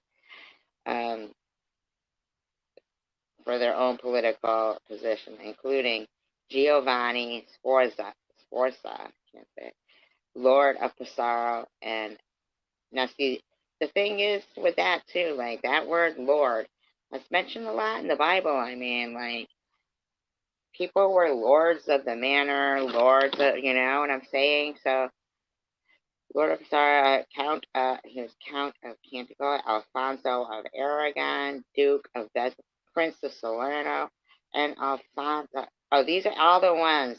Okay, hold up. This is how many people they had her arranged marriages to. 1, 2, 3, 4, 5, 6. 6 of them. That's crazy. Alfonso of Aragon was an illegitimate son of the King of Naples, and traditionally has it that Lucretia's brother, Cesario Borgia, may have had him murdered after his political value waned. Rumors about her and her family cast Lucretia as a femme fatale, a role in which she has been portrayed in many artworks, novels, and films. Now, they had Leonardo da Vinci was commissioned that to do. Well, first of all, he was a master at developing and inventing war. Like the first, I believe, revolver was he used to draw totally accurate bird's eye view maps without ever having flown. he invented like the first submarine and all of those surgical things that they, he didn't have the material to make what he was drawing the blueprints for. It's amazing. It's really incredible. So, but a lot of the portraits you'll find if you were to look at Pope Alexander the Sixth, the Borgias, the family, they look like, hey Simca, they look like, Cesario Borgia looks like how uh, Leonardo da Vinci in The Last Supper drew, you know, drew Jesus. Yeah, I mean, like, but now I would have been quick to jump on that because they said around the, 1490s, Pope Alexander the Sixth had all the original paintings and stuff of Jesus or, likenesses of Jesus like wiped out because they were fighting the Muslims. They didn't want people to think that he was from that. But the Byzantine mosaics, which were,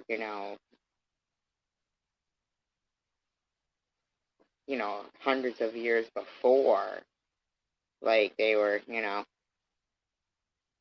very similar to Cesario Borgia. I think it was a look then, you know what I'm saying? So I do think that is how Jesus looked. Not blonde hair, blue eyed, but like, they depict them in things. So Lucretia Borgia, by the way, if you were to look at her, you would think she kind of looks like she could have been who Da Vinci based the Mona Lisa on. Lucretia Borgia was born on April 18th, 1480, at Subiaco near Rome. Her mother was Vanessa di Cantone, one of the mistresses of Lucretia's father. I just find it so ironic that the popes and cardinals could have mistresses. That's so crazy. So, was it that they couldn't get married, but they could have mistresses? Isn't that crazy? One of the mistresses of Lucretia's father, Cardinal Rodrigo de Borgia. And now I would like to do research on that name because he changed his name, probably because the Borgias were pretty like criminal. Like he later became Pope Alexander. I wonder why they changed their names like that. Pope Alexander the Sixth. During her early life, you're usually good at answering all these questions, Simca. Come on. During her early life, Lucretia Borgia's education was entrusted to Adriana Orsini di Milan, a close confidant of her father. Her education would primarily take place in the Piazza Pisa di Merla, a building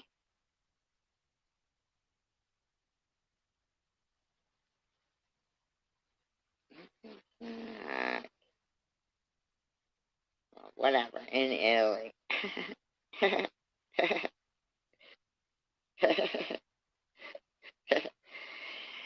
Let me explain when I say, like, I look at TM like a femme fatale. That's why I would call her the Mata Hari of.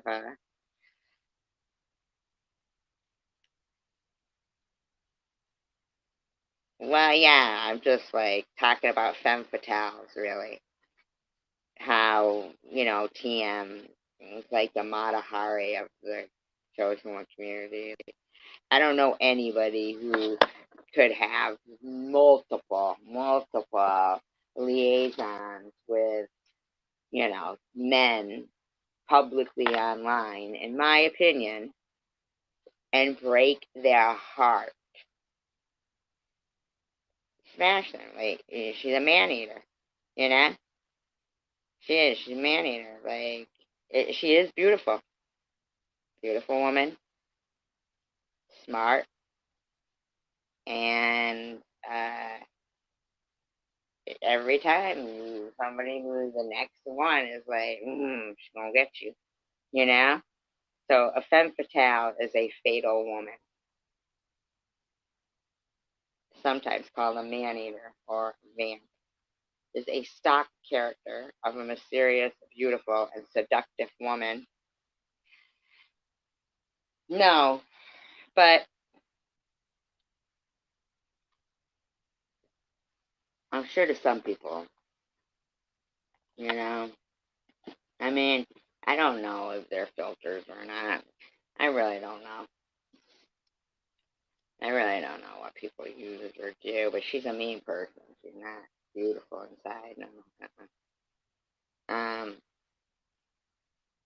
Whose charms ensnare her lovers, often leading them into compromising deadly traps, which I do believe she might be exchanging a little bit of the old PRON.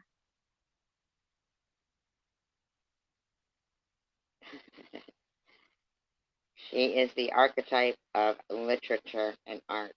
Her ability to enchant, entice, and hypnotize her victim with a spell was in the earliest stories seen as verging on supernatural. Hence, the femme fatale today, often described as having enchantress, seductress, witch, having power over men. They're usually villainous, or at least morally ambiguous. Absolutely. I would never show my face again after that video of fish soup. Never, never, never, never, never, never, never. But this bitch, she like didn't skip a beat. It wasn't her first time, wasn't the last time to that rodeo.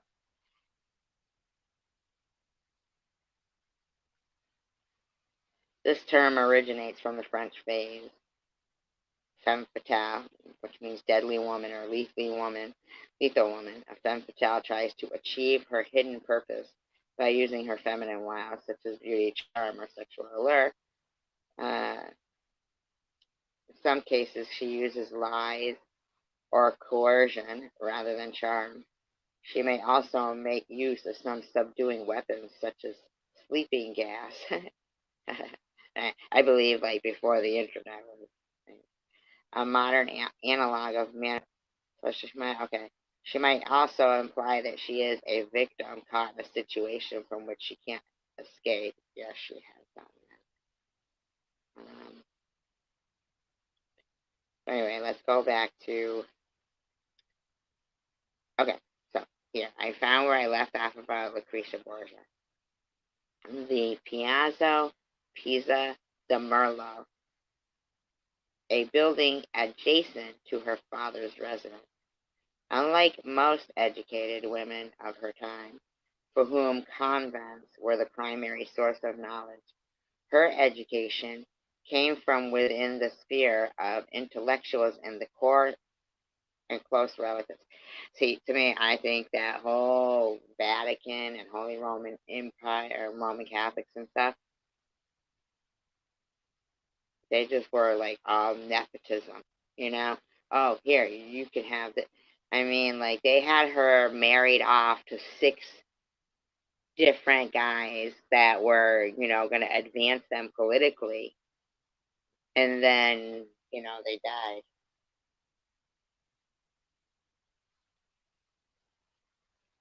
It says, it included a solid grounding in the humanities, humanity, whatever, with the Catholic Church was reviving at the time. She was thoroughly accomplished princess, fluent in Spanish, Italian, but she's not a princess. See, isn't that crazy? Isn't that nuts?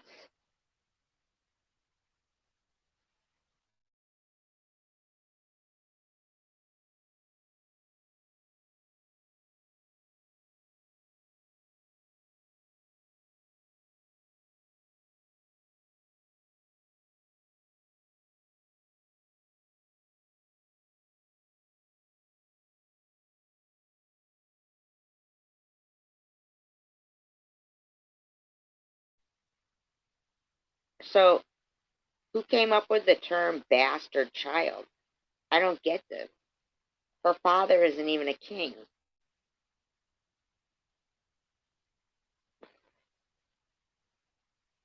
She was a thoroughly accomplished princess, so this kind of makes it like she studied to be a princess. Fluent in Spanish, Italian, and French, which prepared her for advantageous marriages to any European monarch or prince, and literate in both Latin and Greek. Oh, that'd be pretty hard to be. She would also become proficient in the lute, poetry, and oration. The biggest testament to her intelligence is her ability in administration, as later on in life she took care of Vatican City correspondence and governance of Ferrara.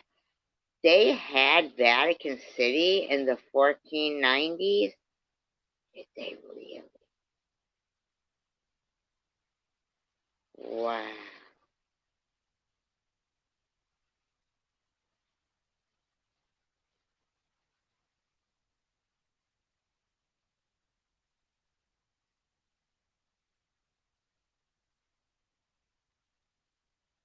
Her first marriage to Giovanni Sforza, Lord of Pesaro and Gradera, on February 26, 1491. So remember, that's, 1492, Columbus sailed the ocean blue. And I believe it was like, what? Was it December or something, or October? I don't know. You guys know? You look it up. A matrimonial arrangement was drawn up between Lucretia and the Lord of Valdiaro in the kingdom of Valencia, Don Cherubino. Don Cherubino. What is like a mafia there? Bye, Simca.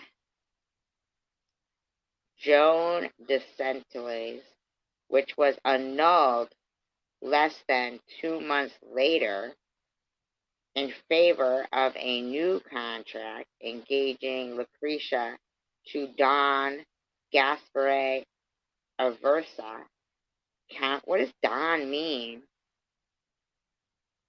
Count of Procida, when Rodrigo, which was her father, became Pope Alexander VI, he sought to be allied with powerful princely families and founding dynasties of Italy.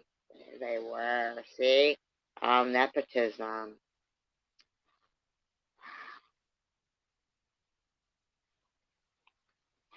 This is what used to drive me crazy when I would study history like this, is knowing that it was all so fucking crooked.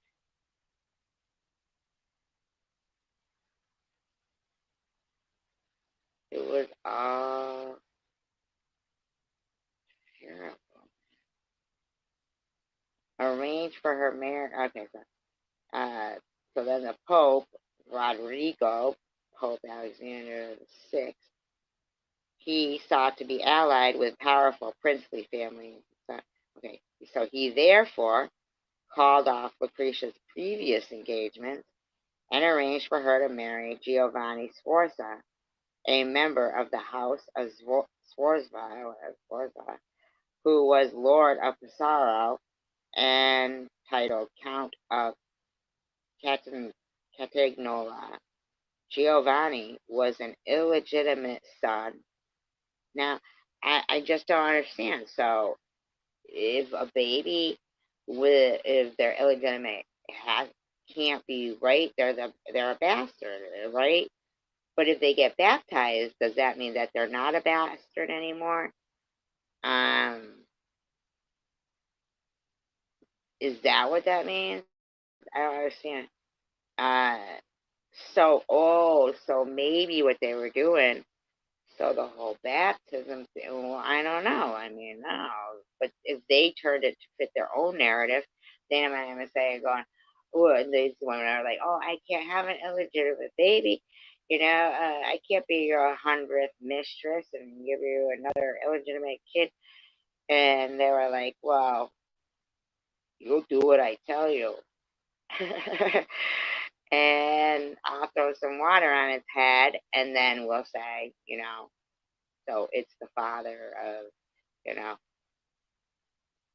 which, but they're not hiding it or anything, but I just remember that it just seemed kind of fucked that these illegitimate kids were like getting kingdoms, and if you're born in the Commonwealth of Massachusetts, there's no laws for illegitimate kids. That's some fucked up shit. So Giovanni was an illegitimate son of Costanza Sforza and Sforza of the second rank. He married Lucretia on June 12, 1493, in Rome. Before long, the Borgia family no longer needed the Sforza, and the presence of Giovanni Sforza in the papal court was superfluous.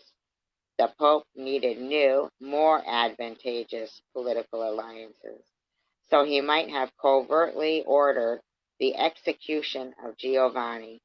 And they say that her brother, Cesario Borgia, who they also say was her lover too, killed him. The generally accepted version is that Lucretia was informed of this by her brother Cesare, and she warned her husband, who fled Rome.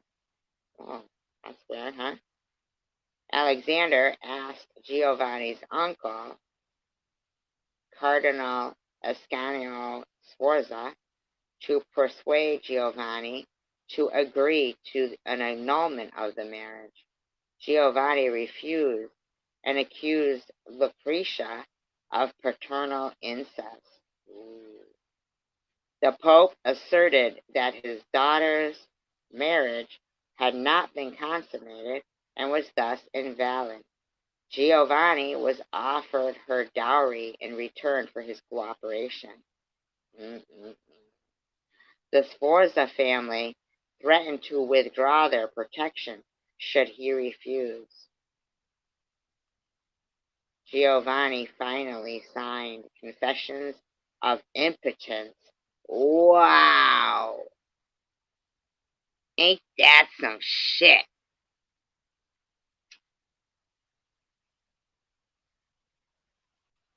And documents of annulment before witness. Wow. There has been speculation that during the prolonged process of the annulment, Lucretia consummated a relationship with someone, perhaps Alexander's chamberlain, Pedro Calderon. See, there's a lot of Spain stuff going on there, too, because those names are not all Italian, in my opinion. So, when you guys are all sitting there like, oh, white man did this, white man did that, I just want you to know, Spain, Portugal, those are the people that you might want to take a good look at. Holy Roman Empire, those people. Freezing in here.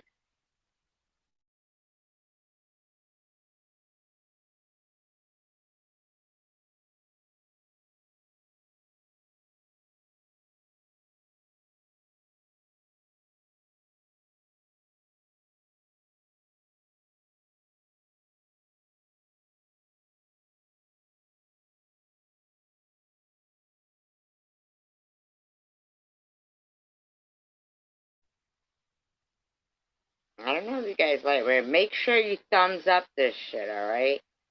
If you're gonna listen, then thumbs up.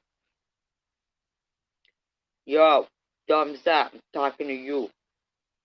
Okay, so she's doing it now with her father's chamberlain. I don't know what that chamberlain is. Pedro Calderon, also named Parado.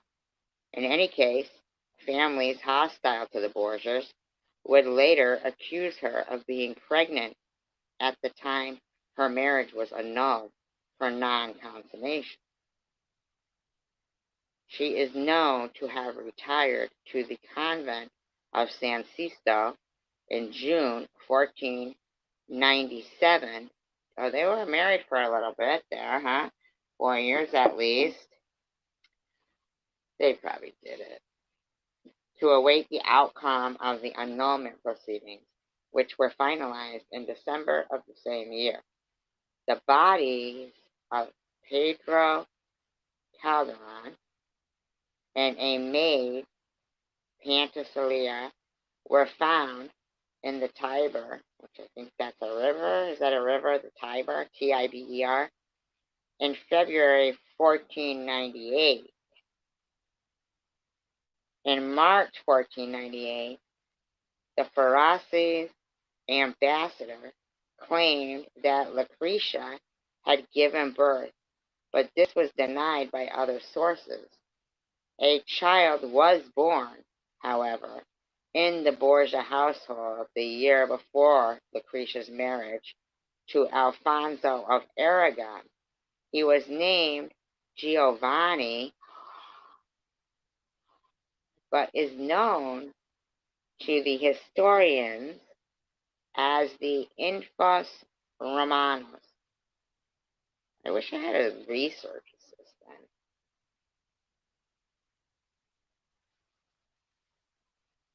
Wow, I wonder what happened to him. That's interesting. In 1501, two papal bulls, which I don't know what they are, that Nefertris does, I wish she would tell me,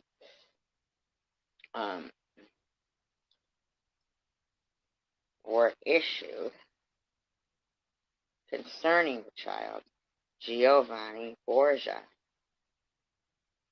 In the first, he was recognized as Cesaro, could be her brother, child, from an affair before his marriage. The second contradictory bull recognized him as the son of Pope Alexander VI. That's her father. Lucretia's name is not mentioned in either, and rumors that she was his mother have never been proven. Oh, that's interesting, huh? Well, to me it is, because I like history. The second bull, I want to know what that is. Two papal bulls. Papal, one word. And then the next word is bulls, Bulls. Let me look it up for me. The second bull was kept secret for many years, and Giovanni was assumed to be Cesaro's son. Get out. He would not call it Giovanni. No, no, no, no, no, no, no, no. That she loved that guy, that first one, I think. I think she did. The Giovanni guy, because she warned him. That's some shit, because they don't mention here how Cesaro actually killed him, and then he was found dead, like with his throat slashed. So he killed that guy.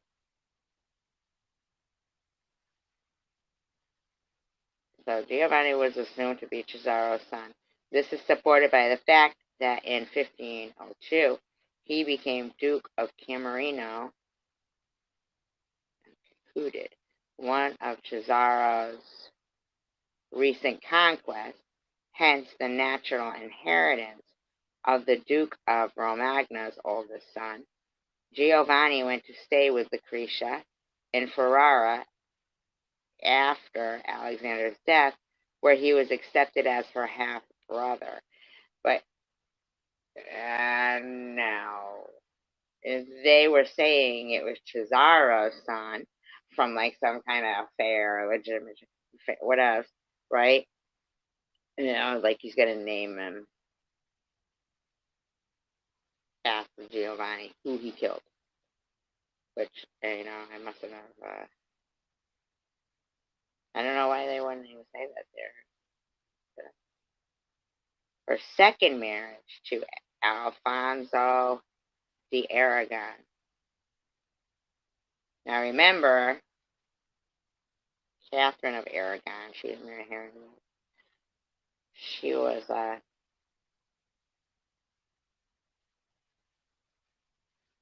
the first wife of his, and see, Henry VIII, he wanted an annulment, but the Catholic Church didn't want to give him one because of the political, and that's why. So when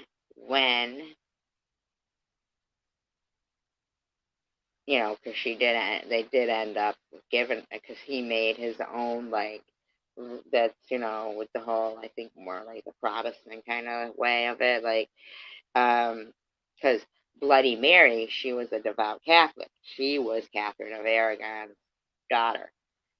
And so, but Elizabeth was, I'm talking about Queen Elizabeth the First,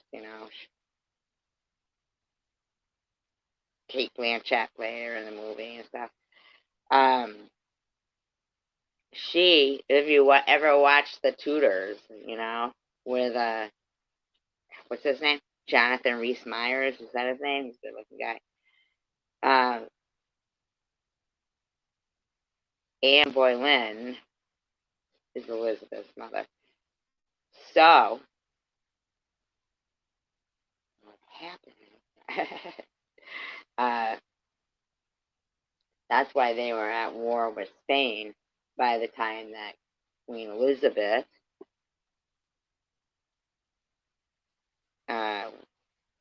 was for the Spanish Armada, where she dressed in armor.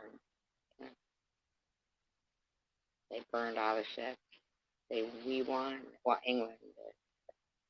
I have dual citizenship. Not that I don't like Spain or anything, but a lot of English people go to Spain all the time now.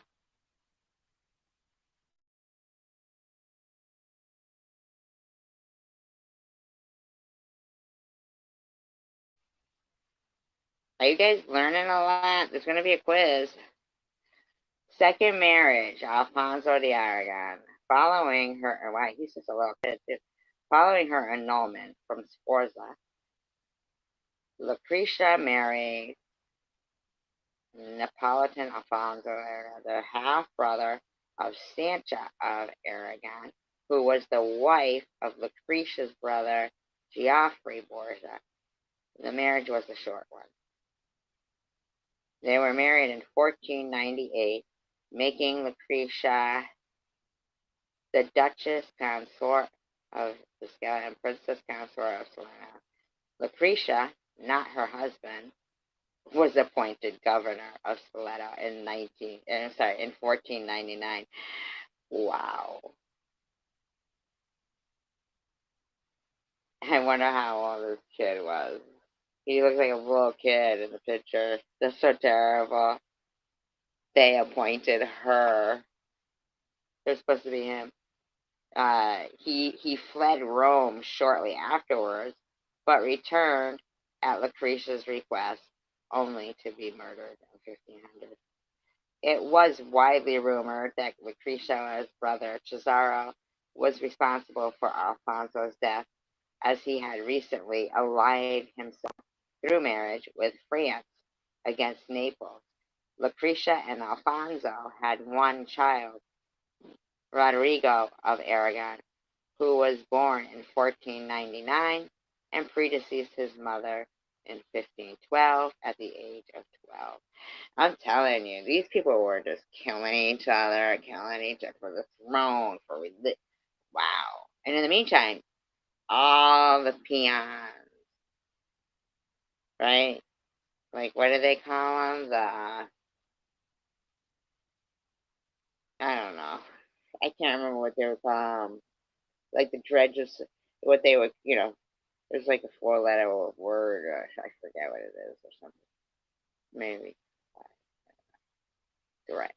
Something. I can't think of it. But, like the grunts of society, they were all collateral damage. Third marriage, Alfonso de Este. After the death of Lucretia's second husband, her father, Pope Alexander VI, arranged a third marriage. Wow. I can't get over how crooked these popes are. I mean, like, seriously? She then married Alfonso Lediaste, Duke of Ferrara. In 1502, in Ferrara, she had 8 children during this marriage. Wow.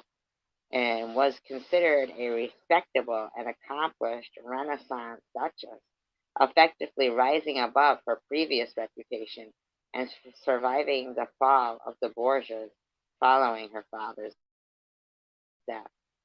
Neither partner was faithful. Beginning in 1503, Lucretia enjoyed a long relationship with her brother-in-law, Francesco Gonzaga. These people, man, they were just like doing it and doing it and doing it. The heck? Crazy. Francesco's wife was the cultured, intellectual Isabella d'Este, the sister of Alfonso, to whom Lucretia had made overtures of friendship to no avail. The affair between Francesco and Lucretia was passionate, more sexual than sentimental, as can be attested in the fevered love letters the pair wrote one another. Ooh, those would be interesting to read. Voyeurism. It has been claimed that the affair ended. Whoa. This is harsh. The affair ended when Francesco contracted syphilis. So freaking Lucretia must have been either he was fucking around with more, or she was. One or the other. Honestly. Or maybe the wife was, and he didn't even know it. And when Francesco contracted syphilis and had to end sexual relations with Lucretia, the last assertion is troublesome, as Francesco had contracted syphilis before 1500, as it was known that he passed the disease on to his eldest son, Federico Gonzaga, who was born in 1500. He did not meet Lucretia until 1502. She was probably, ugh, probably had like syphilis.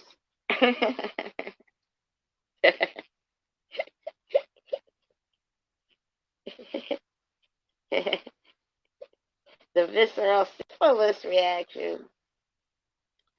Lucretia also had a love affair. Damn, here she goes spreading around her disease. Nasty. Love affair with the poet Pietro Bemba during her third marriage. Their love letters were deemed the prettiest love letters in the world. Wow, that's sweet. By the romantic poet Lord Byron, when he saw them in the Ambrosian Library of Milan in 1816.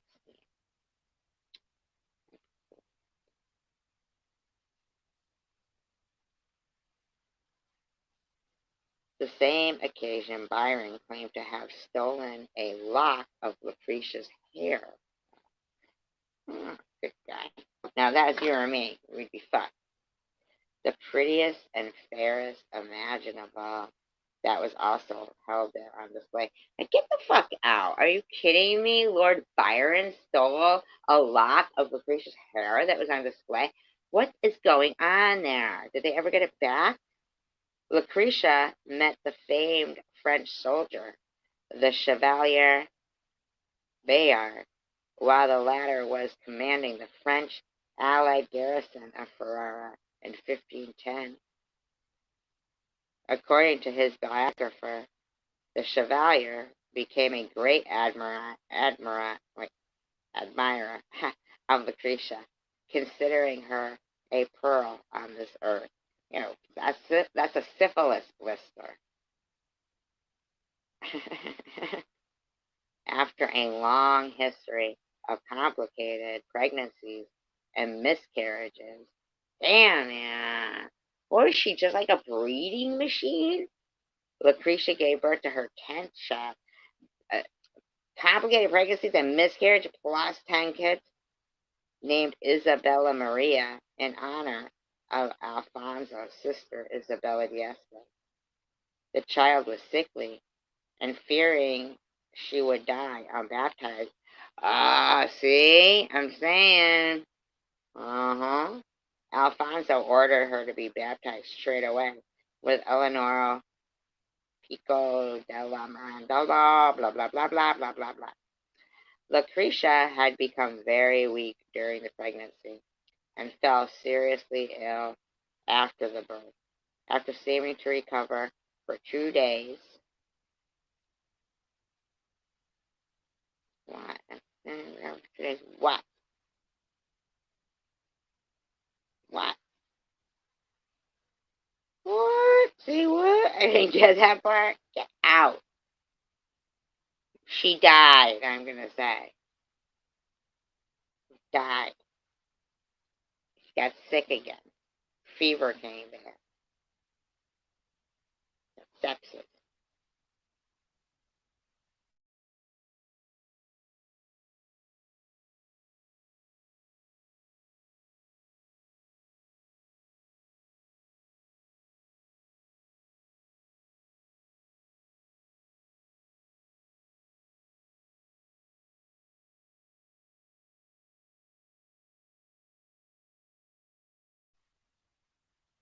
Bet y'all wish I had a research assistant now. I'll bet you somebody out there is like actually looking up, like, did she die after that? Because I mean, like, obviously that's where they were going with it.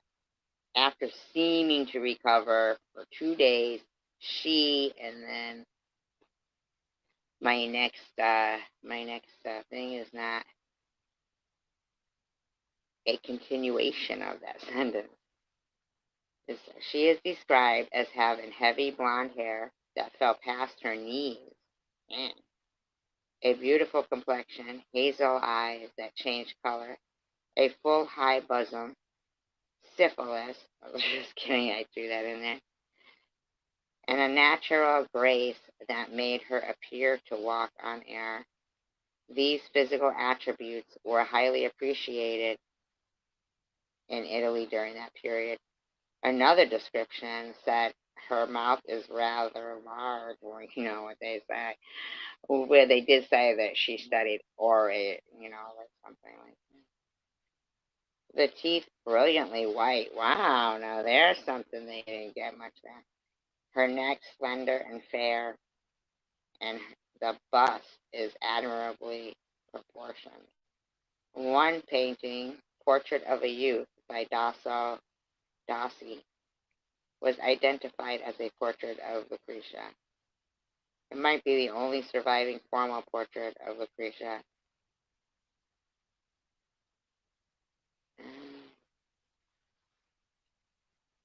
So there you go. I'm not done yet. Through her beauty, her long golden hair, her sweet childish face, her pleasant expression, and her grateful ways seemed to have struck all who saw her. See, that's not what I heard. See, I'm sorry. I heard. See, that is not what I heard. I heard this lady had a ring. Lucretia Borgia was a murderer, and she had a ring that had powder in it, poison them, and she would kill people like that. Several rumors have persisted throughout the years, primarily speculating as to the nature of the extravagant parties thrown by the Borgia family. One example is the Banquet of Chestnuts. Many of these allegations concern accusations of Lucretia's involvement in incest, poisoning, and murder. For example, it was rumored that Lucretia was in possession of a hollow ring that she used to poison drinks.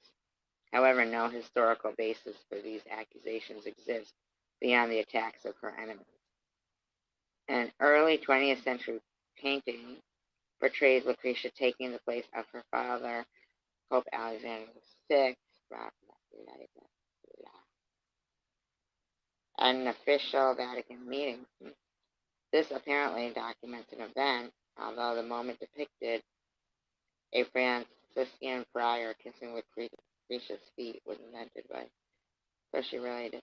So she was the mother to 7 or 8 known children. A miscarriage, stillborn daughter, February 1499. Rodrigo of Aragon. See, I still think that the other one was her kid. That Giovanni one that went to live with her and thought it was his half sister. That happens. I mean, I wonder what happened to him. I'm going to look it up. Not right now. Then she had Rodrigo of Aragon. He lived till he was 12. A stillborn daughter in 1502. Another one that died like within the same year. This one here lived till 51. That's a long life. Or Cole Fiesta. Kind of like the women, fucking, the babies, the girls are the ones that are talking about. Ippolito d'Este, Archbishop of Milan, later cardinal. This one died at Q. Alessandra Chiusa, Leonora d'Este. She lived till she was 60. She was a nun and a composer. Francesco d'Este. A lot of kids with that guy. They were doing it all the time. Isabella Maria d'Este, born and died on the 14th of June, 1519. Complications at birth caused the death of Lucretia 10 days later. Now we know. Oh, now we're going to know what infans romanus means. Remember they call the mysterious baby that moved in, like, like nobody knew where he came from. Giovanni Borgia, infans romanus. Child of Rome. He lived till 50. Had his paternity acknowledged by Alexander and Cesare in 2 papal bulls, but it was rumored that he was the child of Lucretia Imperato.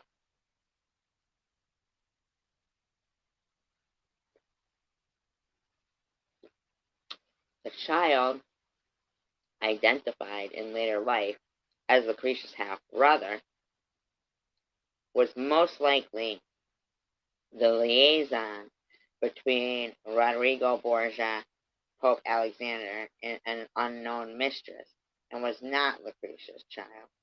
I just find it weird that they would call it Giovanni. Maria Bianchi and maybe other biographers claim that Lucretia gave birth to 3 children who did not survive infancy, 1 by Alfonso of Aragon and 2 by Alfonso of Este.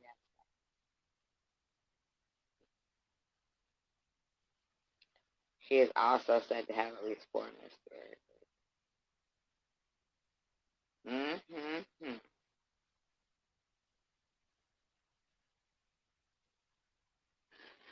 Am I boring you guys to death yet? That's alright. Here you go anyway. You guys have been a real blast.